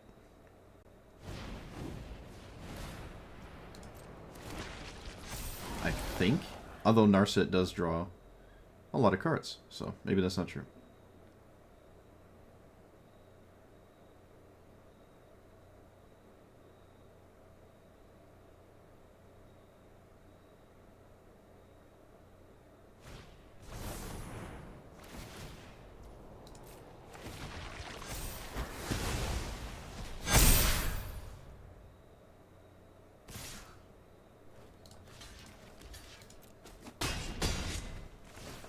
Yep. I mean, I'm kind of punished. I mean, they wouldn't be drawing 4 right here if I did if I did something else, to be fair. So let's get rid of the Giralf so I don't lose to it, although it might be too late for that anyways.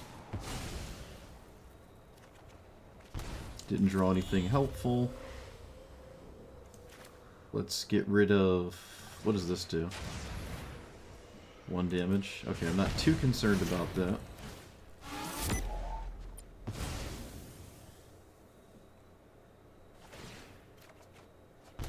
And... swing with my commander? It's about the same as blocking with it. So, yeah, swinging doesn't amount to much anyways. I don't think I'm going to kill him with 3 attacks. It seems unlikely.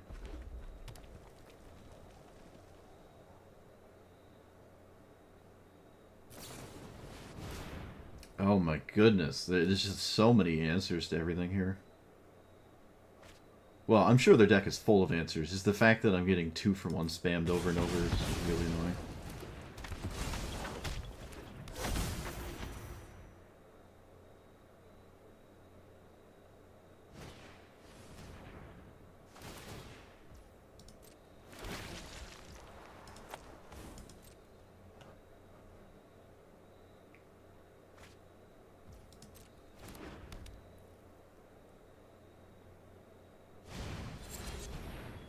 They're also just drawing pure gas constantly. There's no lands.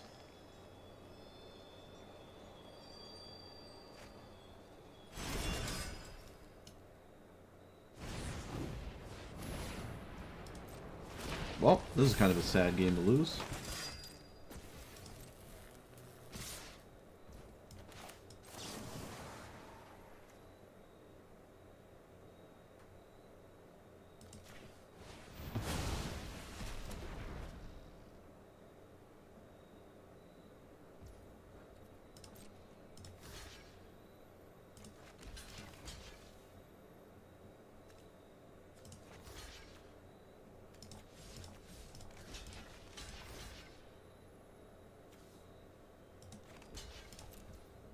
Yeah, that's a pretty sad game to lose there. I feel like I was pretty fine, and then I suddenly wasn't. But to be fair, I gave my opponent 4 cards, and that probably, I mean, it absolutely did, without question, cost me the game. So I just shouldn't have done that. Yeah, every single time I cast a Fiend Hunter effect, it's answered. Just every single time, without a doubt question. There's not been a single time this has just dealt with the commander. Everyone just keeps their commander under it. It's not just with Ketramels. Every time I've played any of this kind of effect in any deck, it has not worked to permanently deal with the commander. And that makes it worse than running a removal spell. And that effectively cost me the game here. Yep. What else could I have done? Let's see. What are my options? I had more sweepers. I could have drawn another board wipe. And probably would have just won from there, honestly. If I found another sweeper. It was possible. We just didn't. Yeah, I mean, we outvalued them. And I just gave them 4 cards and lost. So that's kind of just on me.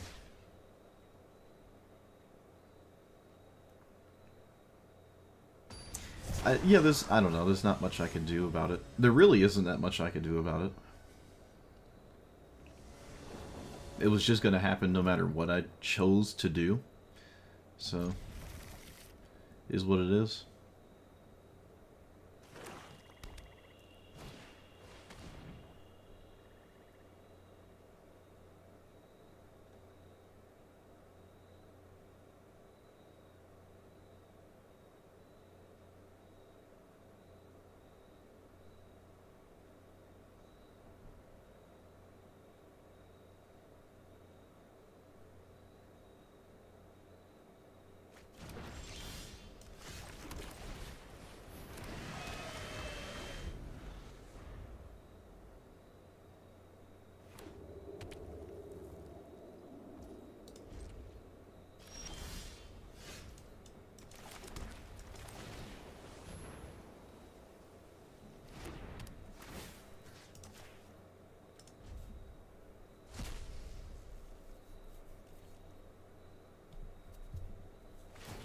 Escape tunnel is kind of weird.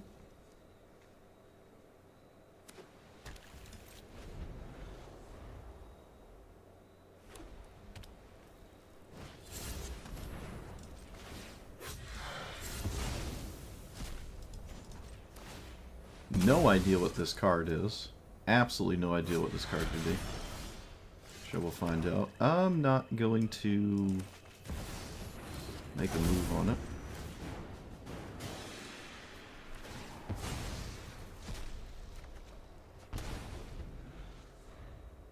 Alright, I was the first to draw a card.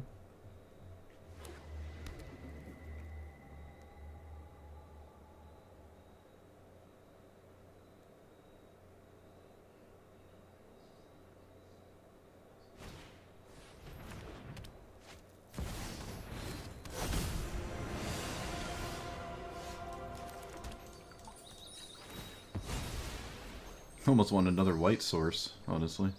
But no, it should probably just do the right thing here. Exile... Alright, so I can exile my opponent's commander. I guess I will?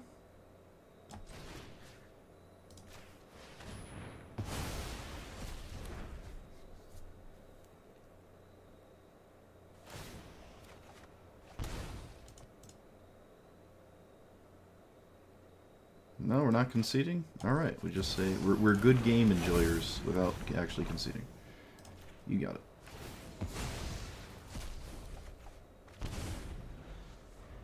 I should have checked to see if that would make me go to decking. Or discard, I wasn't sure. Didn't even think about it, just drew a card. Well, I'm ahead significantly. I'll say that much. But I have yet to close the game out.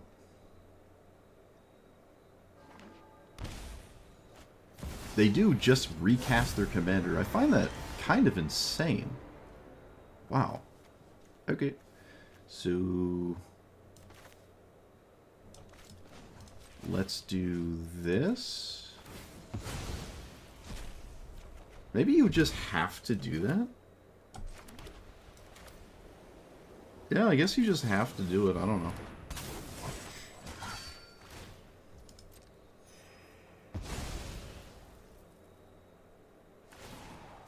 They keep it under there, which lets me swing with catcher mouse. That's really funny. And we can discard Maze Mind's Tome. We can probably discard Rest in Peace. It doesn't really do anything. My opponent also knows about it. And they didn't take it with the rest, so they must assume it's not very useful here.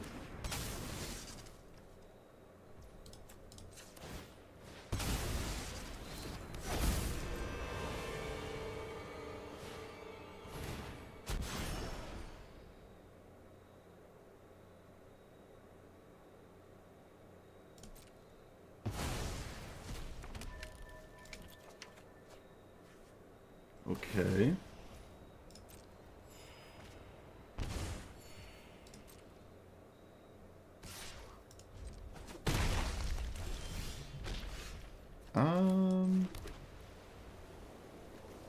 Pretty easy double minus.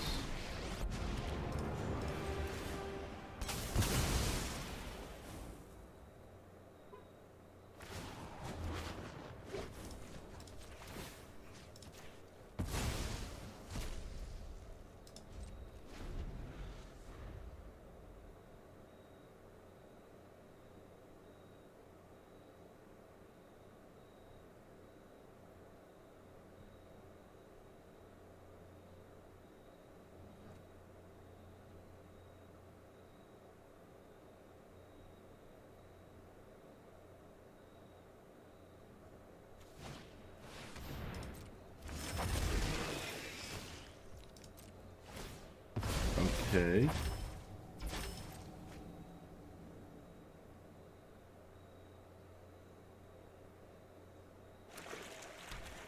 Sure. Kind of interesting. Okay, well, I think at this point I'll just attack my opponent at an incredibly annoying angle, which is a bunch of creatures from Planeswalkers.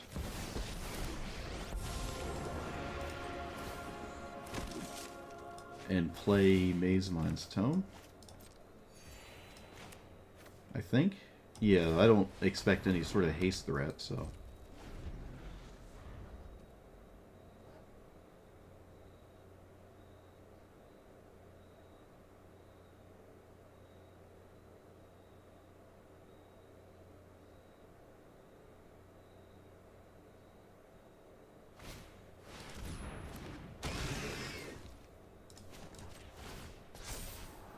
Land is fine.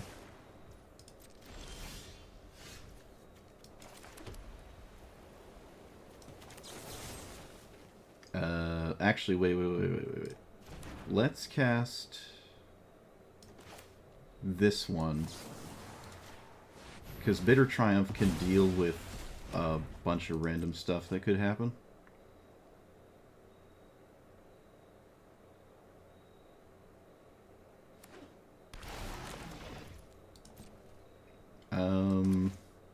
I don't need Split Up?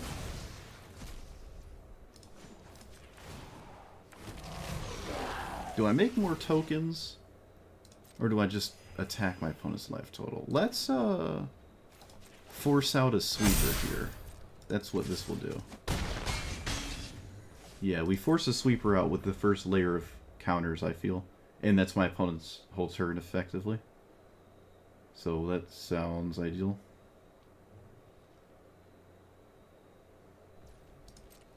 Yep. Looking pretty much like a sweeper.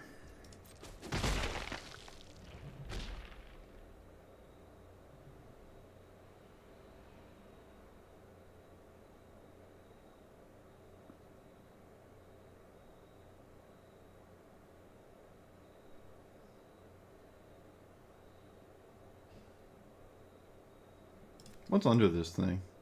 Just a 3/2? Okay, that is notably not a sweeper. Okay. I mean, it could still be a sweeper? Okay, it's a sweeper. I draw a crap ton of cards, So I guess I'm just not going to use these clue tokens or anything. I assume I'll probably be able to see all the cards in my deck by the time this game would end, so there's no reason to, like,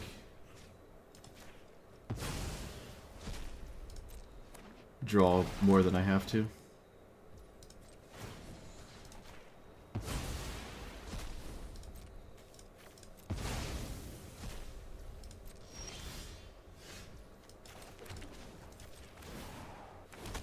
Do I cast my commander?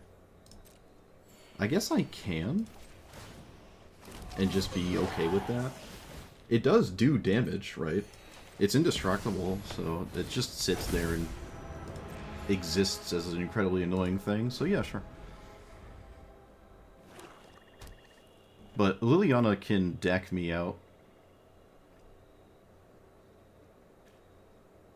Though my opponent will have to continuously force that thing to occur. And I find that probably less likely than my opponent, like before they would just die from damage. Exiles a card in their hand. Okay.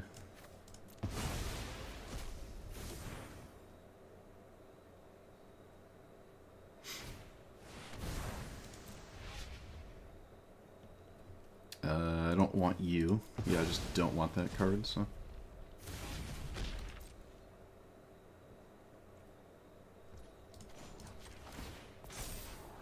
That's fine. Okay. Again, another position where they have to, like, sweep the board. I'll draw 6. It's notably not lethal decking. And they effectively just have to do that. So I don't really have to play a single card. Is this lethal? No, it's not. I won't exile anything, though. I won't exile anything, I'll just play it.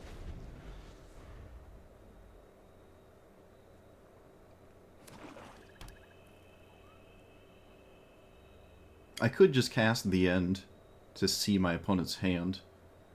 That wouldn't really change any of my choices.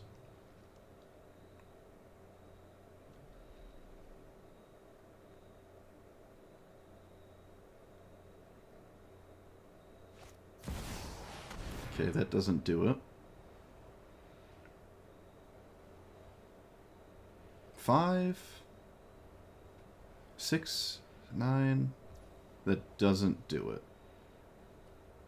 Okay.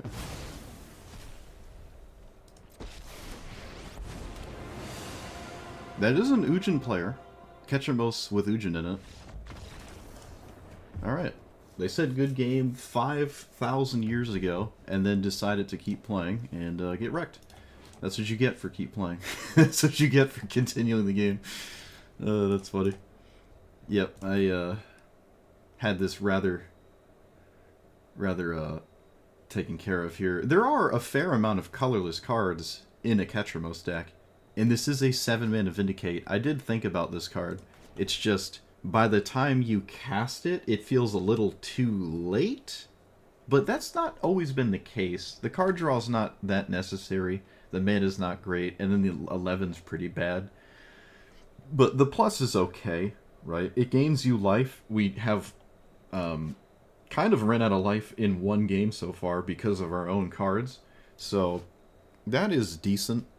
And the top part is nice with just a few cards. Like, I think we actually cast all the colorless cards in our deck. There might be a couple more. I'm not sure. Oh, there's like this one too. Yeah, we cast like all of them.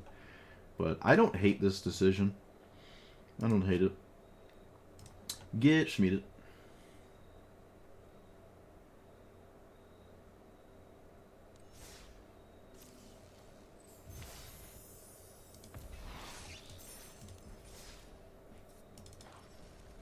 There might actually be 4.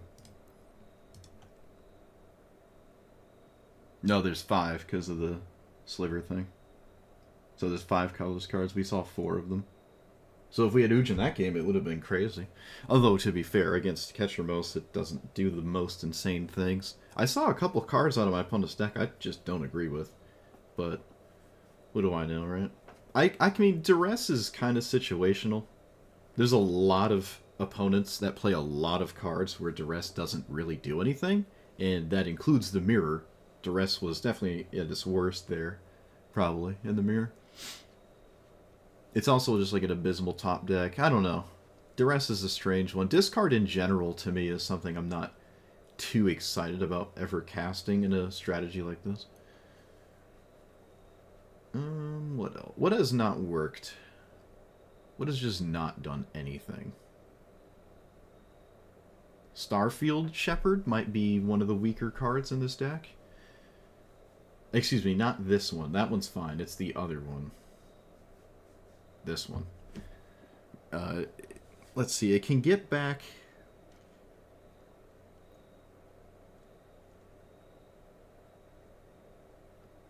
O-ring effects that have been blown up. It can get back like a Soul Guide Lantern or Cauldron Vacuum. Yeah, infinite O-rings, and I think that is all it can do. It also warps for 3 just to cycle with Ketramos.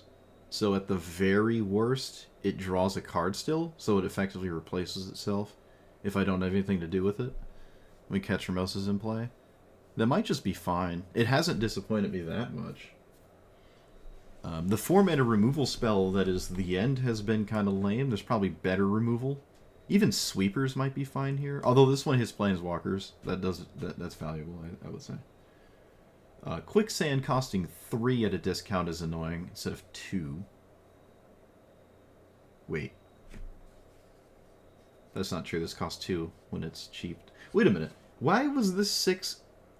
There was a game where this cost 3 mana to cast. 1, 2, 3. Am I just like actively being stupid right now? Am I struggling severely? I am. Oh my goodness. All right, never mind. I'm struggling severely with basic math. I apologize. That's a yikes. That is a yikes. That's what happens when you don't read things. Is there better removal? Yeah, I think Feed the Cycle might just be better. The Exile clause on Quicksand is not really that relevant. I could even just play Mortify instead of, what did I put in? That weird Naturalize... What's it called? Make Your Move? It's the same thing? No, this can hit artifacts. That has value. This is pretty close, though. So the same thing. Hero's Downfall is another good one. I just haven't lacked the Exile kind of thing, so my removal spells haven't, like Ride's End doesn't need to do that. It also only does it... It only, for the most part, has the discount only on your opponent's turn, but, I mean, if they swung at you on their turn and then it gets to your turn, you can cast it. Like, it's not that bad, I guess. I haven't even seen a lot of Planeswalkers. I haven't necessarily struggled against Planeswalkers, so I don't need something like Hero's Downfall. Is this all of them? Wow, I own every single Destroy effect in Standard. Oh, good. So be it. Disenchant is still valuable. What's this one? It's the same as Ride's End or whatever. It just costs... It doesn't target vehicles. Oh, it also notably doesn't exile, I guess. Thrumming Hivepool has been unnecessary. Probably just going to take it out. It has not done anything in any game I've played it with, so... Or any game I've had it. I mean...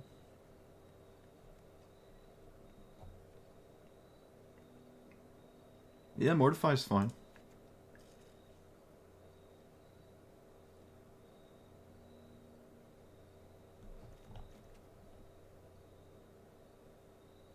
The End does have Exile, but I can just cast a 3-mana version of it. Again, the Exile clause on stuff hasn't really mattered So...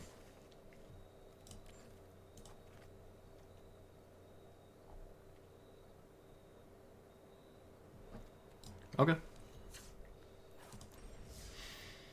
Play a few more games here. I think I got the general gist of this commander. It also, like, it isn't just the most oppressive, destructive thing for the format, which is pretty nice. Okay, so I can take care of graveyards in this matchup.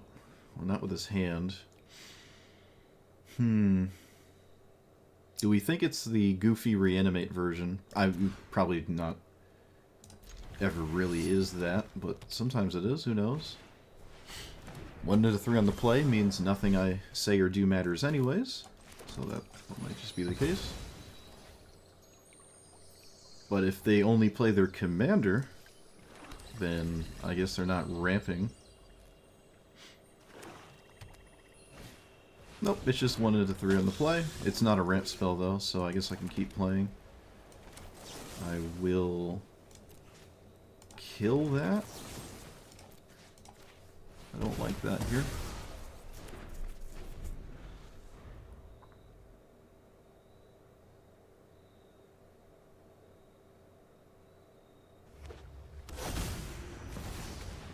It's also not an enchantment or anything. Okay, they found Sulfara, which doesn't accomplish much against me specifically. Let's play this.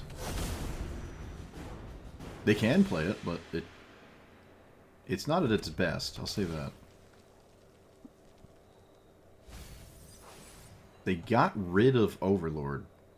Huh. I feel like that's really good here. They play the black Overlord, okay.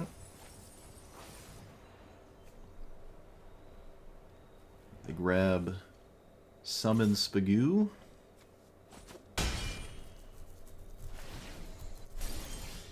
Alright. Let's see if this works for once. Do we have this do something? They can just recast it, so like there's a lot of incentive to just put it to the command zone. We got what we wanted. Let's exile the red Overlord. I don't like that here.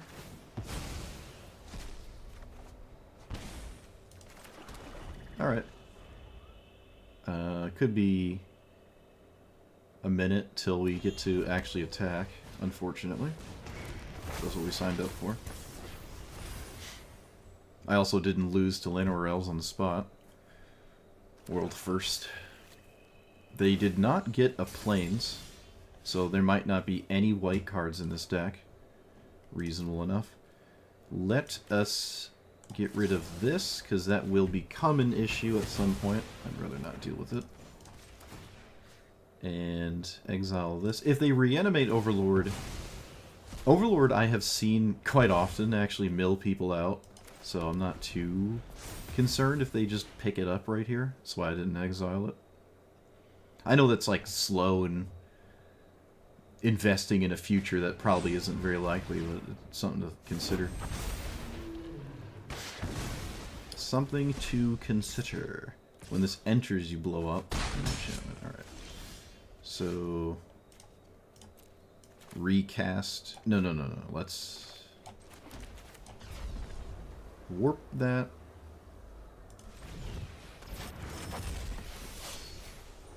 Grab that. Because there's nothing else to grab, I will now grab this.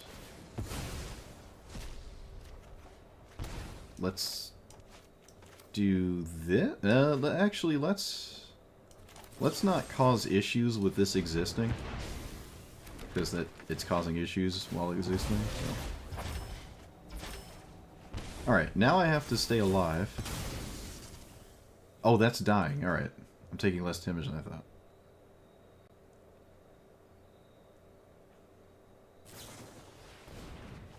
Demand answers. Sure. Discards Valgavoth. Oh, that's not ideal.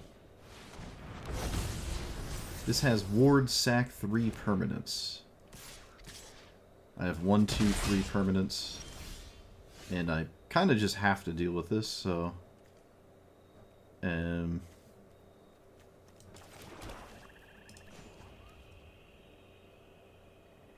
It's not an enchantment or something weird, right?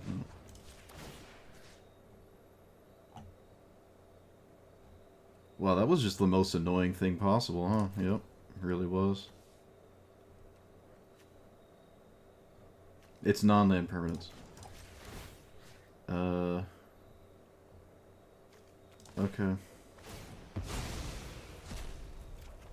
Of course, I don't draw anything useful. So, take 2. Play this.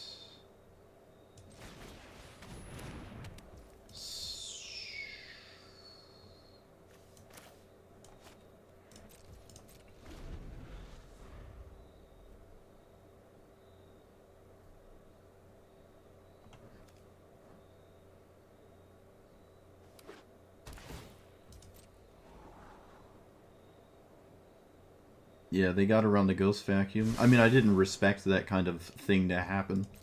So. They did not swing with the other creatures. Interesting. Banishing Light. I'm looking for something more impactful than that. So we sack a bunch of stuff here. 1, 2, 3.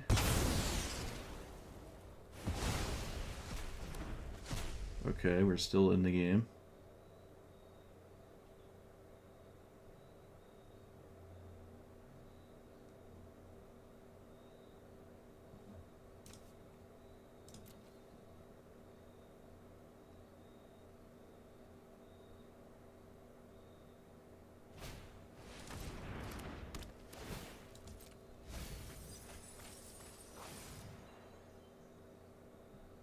They get Summon Bahamut, which doesn't actually do anything, except hit me, because I don't have any permanents.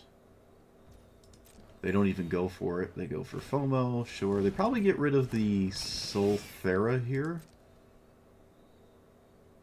They get rid of Maelstrom. Okay, yeah, Maelstrom Pulse also doesn't do much. Hadn't, like, mentally registered that. And probably a good idea to just fling this out.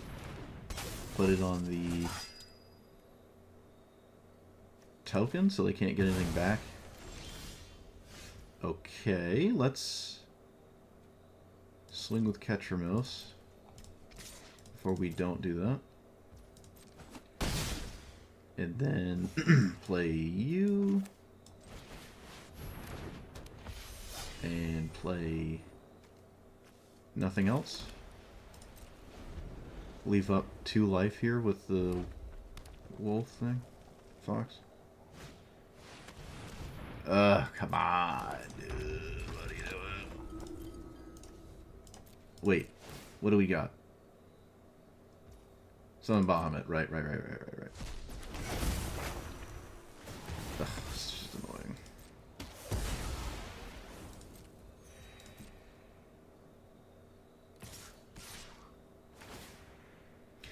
Oh, come on. This is a second combat. You gotta be kidding me. Am I dead? I'm not dead? Oh, they can take my card. Oh, that's so stupid. Whatever. Alright, well, they were actually a reanimate deck. And because of that, I should have played differently. If I did play differently, we were fine. They happened to not mill anything that exposed the reanimate strategy for like 10 turns somehow, and then just pivot it right into it perfectly. If I saw a single card that would make me think they're a reanimate deck, we could play differently. We also had Soul Cauldron. We had every like graveyard hate card in our deck and didn't draw a single one except the Ghost Vacuum, so...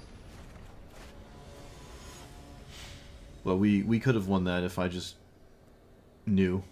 And we did play thinking that it was a possibility, but it only became a possibility so late in the game that it was too late to do anything about it. As is tradition, I suppose.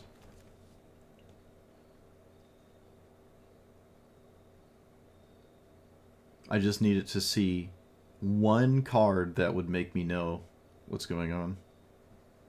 And they just never showed me anything. They showed it all at once in one turn. On turn like 15.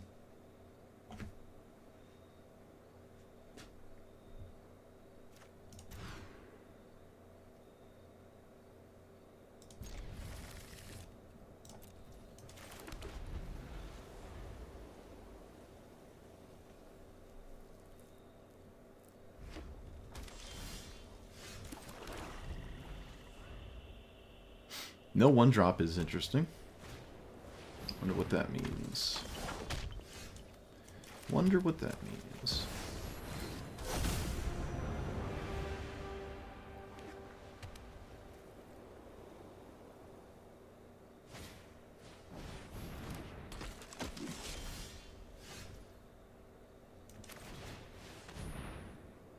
Oh, come on with the protection spells. Come on, please stop having protection spells every deck, bro. Ay, ay, ay, with the protection spells.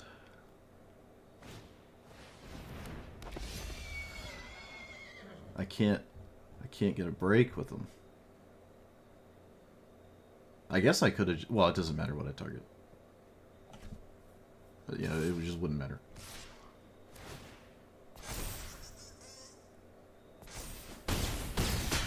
Yep, lost to a 1-mana spell. Hmm. Do you have another one, I wonder? Okay, that doesn't matter. Ketramos was not doing anything anyways.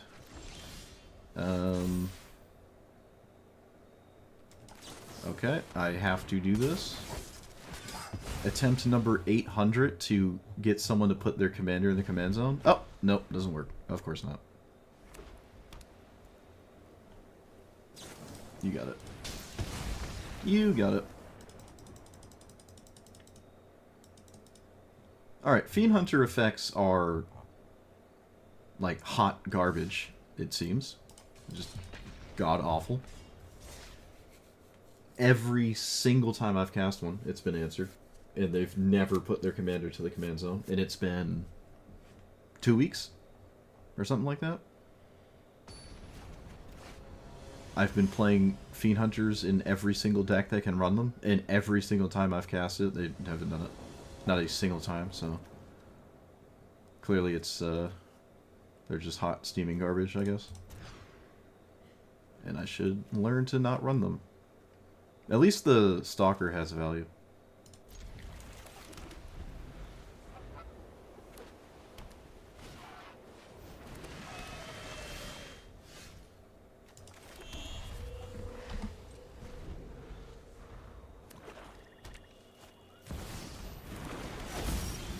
Well, I had that last time I played this deck in the mirror. Now it's our opponent's turn to have it.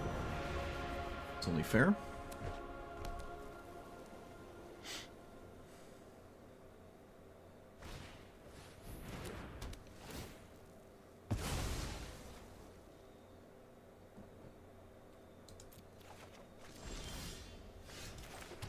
Well, imagine I knew I was going to draw that. Could you imagine I knew I was going to draw that card? Could you imagine?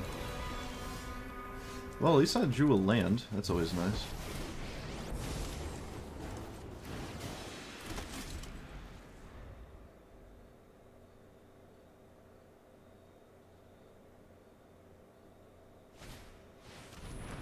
Ah, yes. Excellent. Now, I can blow that up, and I probably have to. Oh, someone playing the temple. Look at that. Don't agree with that one. Let's, most assuredly blow this up.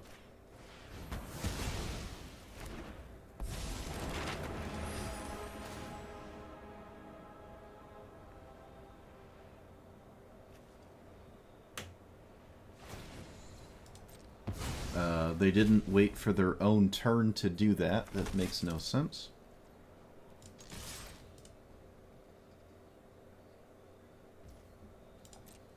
Am I dealing with my opponent's commander? I mean, I guess. Doesn't really feel good to do it, but my opponent did it to mine. Maybe there's value in it. Just feels weird. There's not a lot of an incentive to exile cards outside of your turn. You could just wait and recast. Like, they could have just waited, recast this, and then did that. So they're just not doing that for whatever reason. Alright, that's a good sign. I'm still gonna plus again. Although there's no board presence. Okay, because Liliana exists, we can zero. We can zero here. Alright, we've been in this position before. This angle in the mirror has been extremely useful. If they sweep the board, I draw infinite cards as well, so...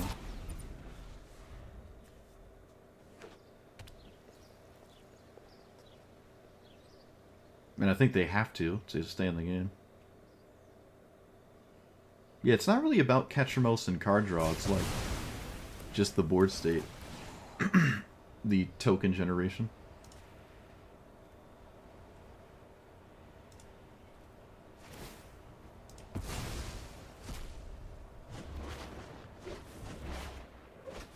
My first wait, no, I played Tifa because I yeah, that's what I thought. Yeah, look at that. Unstoppable. Even if they have sweepers, I'm going to draw infinite cards because of Liliana. Yeah, these two cards are just so devastating. And when they're together, it's even more devastating, right? I'm forcing out infinite questions my opponent has to keep answering. And even if their Ketramos is in play, that doesn't really change that much. Even if it can swing and block, it doesn't change that much. These two are incredibly good at shattering the mirror, and yeah, even through what are effectively the best cards in the deck, you know, outside the mirror, I guess, which is these two, and are really good. But yeah, they did kind of miss some card draw, right? Like, you don't just tap these for no reason. And it is kind of interesting that dealing with Ketramos is still something to consider. Like, I even did it, but I didn't really have to. Like, I didn't have to do that. And the speed thing doesn't matter. Cool. I played Tifa, I think the day it came out, the Final Fantasy set, as my first commander to play. And I wasn't expecting anything, like, crazy. And then it ended up being crazy. So, to be fair, you know, credit where credit is due. I was one of the first people to play it. I was one of the first people to play that card.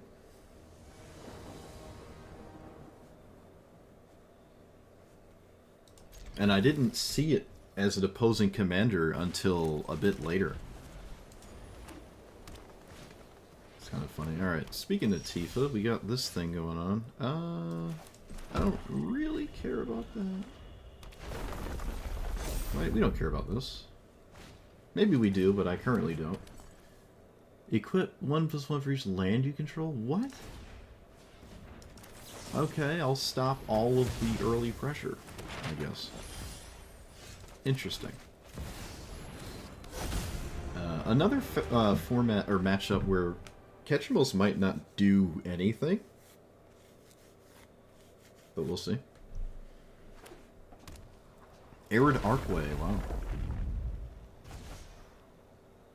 A green deck with nothing to do on that turn is unlikely to me.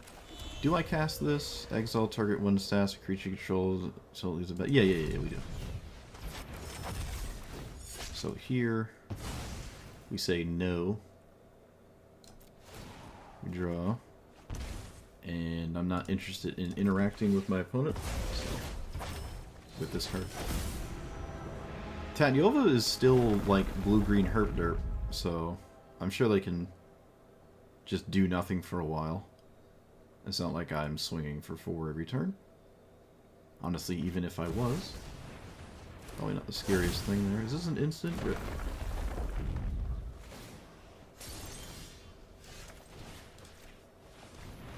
I wonder why they... Oh, maybe they couldn't play it as a creature. Okay, fair enough. Fair enough. So Tanyova draws 1. Never mind, Tanyova's not part of the game plan. Lumbering Spagoodle. Mm-hmm.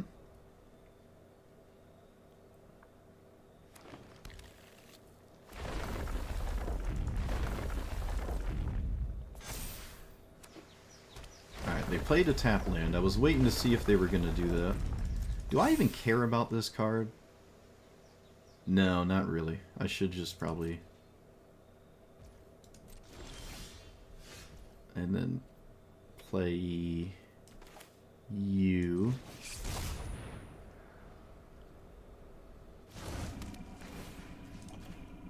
You definitely don't want to fire up the World Wagon. I mean, it wouldn't do anything anyways, but...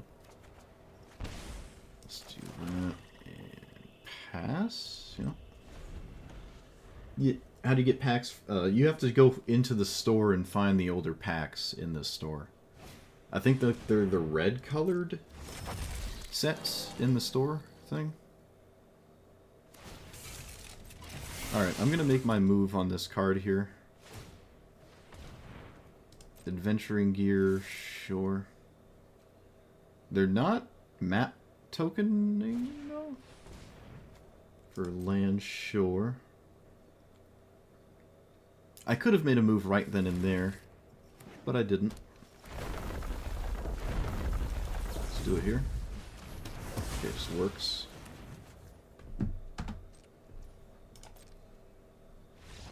Alright, my opponent decided that Tatyova wasn't worth it. It could have at least drawn one card when they played it and played a land or something. But they were going for the deal damage to my face line, which is fair. I mean, that's fair, right? This is actually a significant amount of damage. What is it? It would be 7, 8, 9 from that, and then it would go to 18. So... Oh, no, it's just lethal. I see, it's just lethal, because then they play a land from the trigger, and it goes to 36? Yeah, so they had lethal there. If they had a counterspell or something, I was doomed. Get Schmieded. But yeah, I'll show you.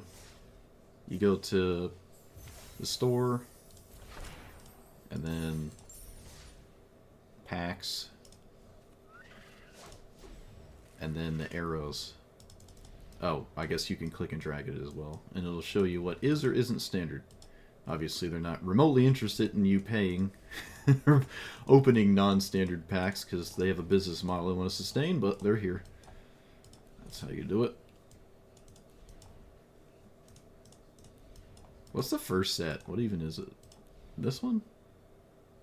The game goes back farther than this, so I'm not sure what that's doing here. Wait, what's the first Magic Arena set? Dominaria? I mean, it had Teferi in it, so... Huh. What was the first set? Why am I drawing a blank?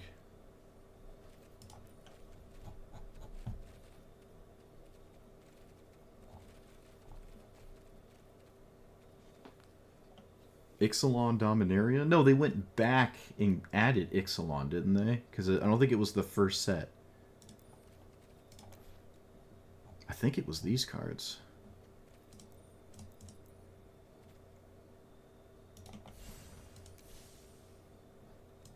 I mean, this is... It's funny, it's been years, but this Teferi is probably still my most played card.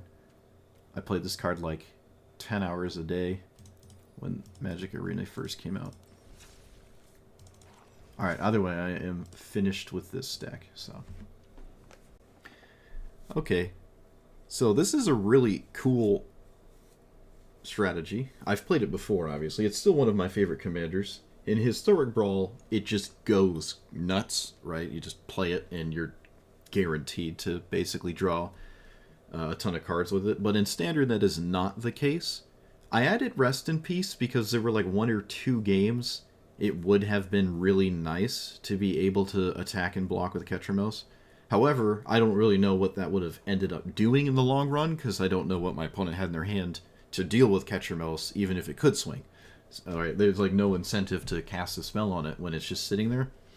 Especially when I'm losing life that I'd rather not lose, and I can't gain life off of it or whatever, so... Rest in Peace is a weird one. It's a weird one in Historic Brawl for kind of the same reasons. it shuts down your individual triggers that like Ghost Vacuum and Cauldron can do. So, or even like Lord Skitter, just one card at a time card draw is sort of turned off when you play this. But it does basically guarantee that you're going to swing and block with this whenever you want. And it doesn't shut down all of what this does, right? There's other, what is it? The other thing this does still works, but creatures dying specifically that like isn't gonna trigger Rest in Peace. But it's all right to run this. You don't need to run it though. You really do not need to run it. If you're scared of graveyard hate strategies, you're kind of already prepared for those. That is being said, I still lost to a graveyard hate strategy. I mean, a graveyard based strategy because I kept Ghost Vacuum, and then what happened was I'm thinking they're not a graveyard strategy the whole game, and then they just reanimated Valgavoth and put it in the graveyard all in one turn way later in the game. And I'm sitting there like, oh, well, there was no evidence with all the milling they were doing that they were reanimate. So that was... they just got extraordinarily lucky with how it played out that I was not able to know what they were, and I was just casually tapping this because I didn't know. And then suddenly they were, and I got schmeeded. But normally, graveyard-based strategies are kind of at a massive disadvantage when your graveyard hate is part of your game plan, right? That just completely shuts that stuff down. Like in Historic Brawl, you have Slimefoot and Squee, and that matchup's like free. Catchermo's like, oh, bring it on every day. It's like 90% chance to win, or at least 90% chance their commander doesn't do anything. But in Standard, there's just not a lot of exile spammy things, and that's okay, because black-white removal spam is just good enough to uplift the lack of graveyard exile spam, and you can just chill.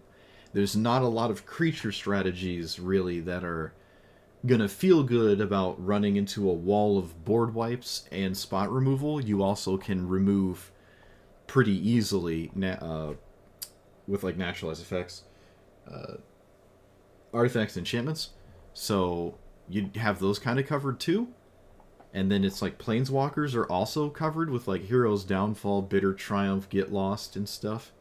This is an indestructible creature, so once it gets going, it's just annoying to deal with. Although there were a very dense amount of things that dealt with this if it were to actually swing and attack and stuff. More than it did, because it didn't really swing or attack. In fact, I don't think it did anything like that in the first like 10 games or something. It just never got turned online, which is fine. That's just fine. In the mirror, right, we have like Liliana and Elspeth, which are a complete nightmare for the mirror, and that's really nice. Because sweepers, you're just going to draw infinite cards, and they just can't keep up with you, and you just keep spamming it. They like really need Planeswalker removal. Yeah, you just have kind of all your bases covered, except, I suppose, giant ramp green stuff that can just there's too many issues showing up, or maybe to be more specific, like the World Wagon and some manlands are a bit of an issue because they get around sweepers. They don't really get around spot removal too well, especially if it's an instant. So yeah, I don't know, there's not a lot of really bad matchups. Maybe some kind of hyper greedy control thing, but you can kind of keep up with them with cards if you were really dedicated to do that. And there's not a lot of counter spells, even in like the greediest of control decks, because Standard right now has some pretty low power counter spells, and there's only a few that are really good. And they're like, what is it, Long Rivers Run, whatever the frog art one is, that's the one I see all the time, and that's kind of the only one I see. So it is not the same as Mana Drain, I'll tell you that much. And yeah, so one of the maybe weaker quote-unquote matchups, and it really isn't that bad, in the form of control, is not at its best in Standard, so you don't see it too often, and when you do, it's not bringing the best that control has historically brought in the history of Magic, just even in Standard, right? So that is really really nice to not have any abysmal matchups. And because of that, just a really solid commander, right? It goes into so many things just ready to go. And I had a lot of people just concede when they saw my commander turn 0. I mean, that happens sometimes, but I think it's notable when it happens to the same commander multiple times in one sitting. So probably a nightmare for some matchups, and it definitely felt that way. In Standard, there's like... It doesn't seem like there's a bracket system that is super punishing for certain commanders. Now, there's not a lot of commander options, so if this was in its own bracket, it would basically be doomed to see only like the same 3 commanders or something. So I don't really think there is any kind of bracket system in Standard Brawl. It hasn't felt like that at all playing Standard a single time. So that's really nice. I like that. I could be wrong about that, but so far I have played against everything with every commander I have played so far. And I think it was kind of like that last time too, when I played Standard, however long ago it was, Standard Brawl. But yeah, I'm really liking this. There's a massive range of different strategies so far too in Standard, which normally Standard is not like that. Actually, if you know anything about Standard right now, it is not like that whatsoever. It's like 75% 2 decks and then the rest of the field of the Standard meta. And Standard Brawl is not like that at all. I am seeing every single card in Standard at least once. I don't know how many days or commanders deep I'm in right now, but I've even today saw things I've never seen before. Not even just like commanders, but just cards in people's decks. So I really like the range that I'm seeing.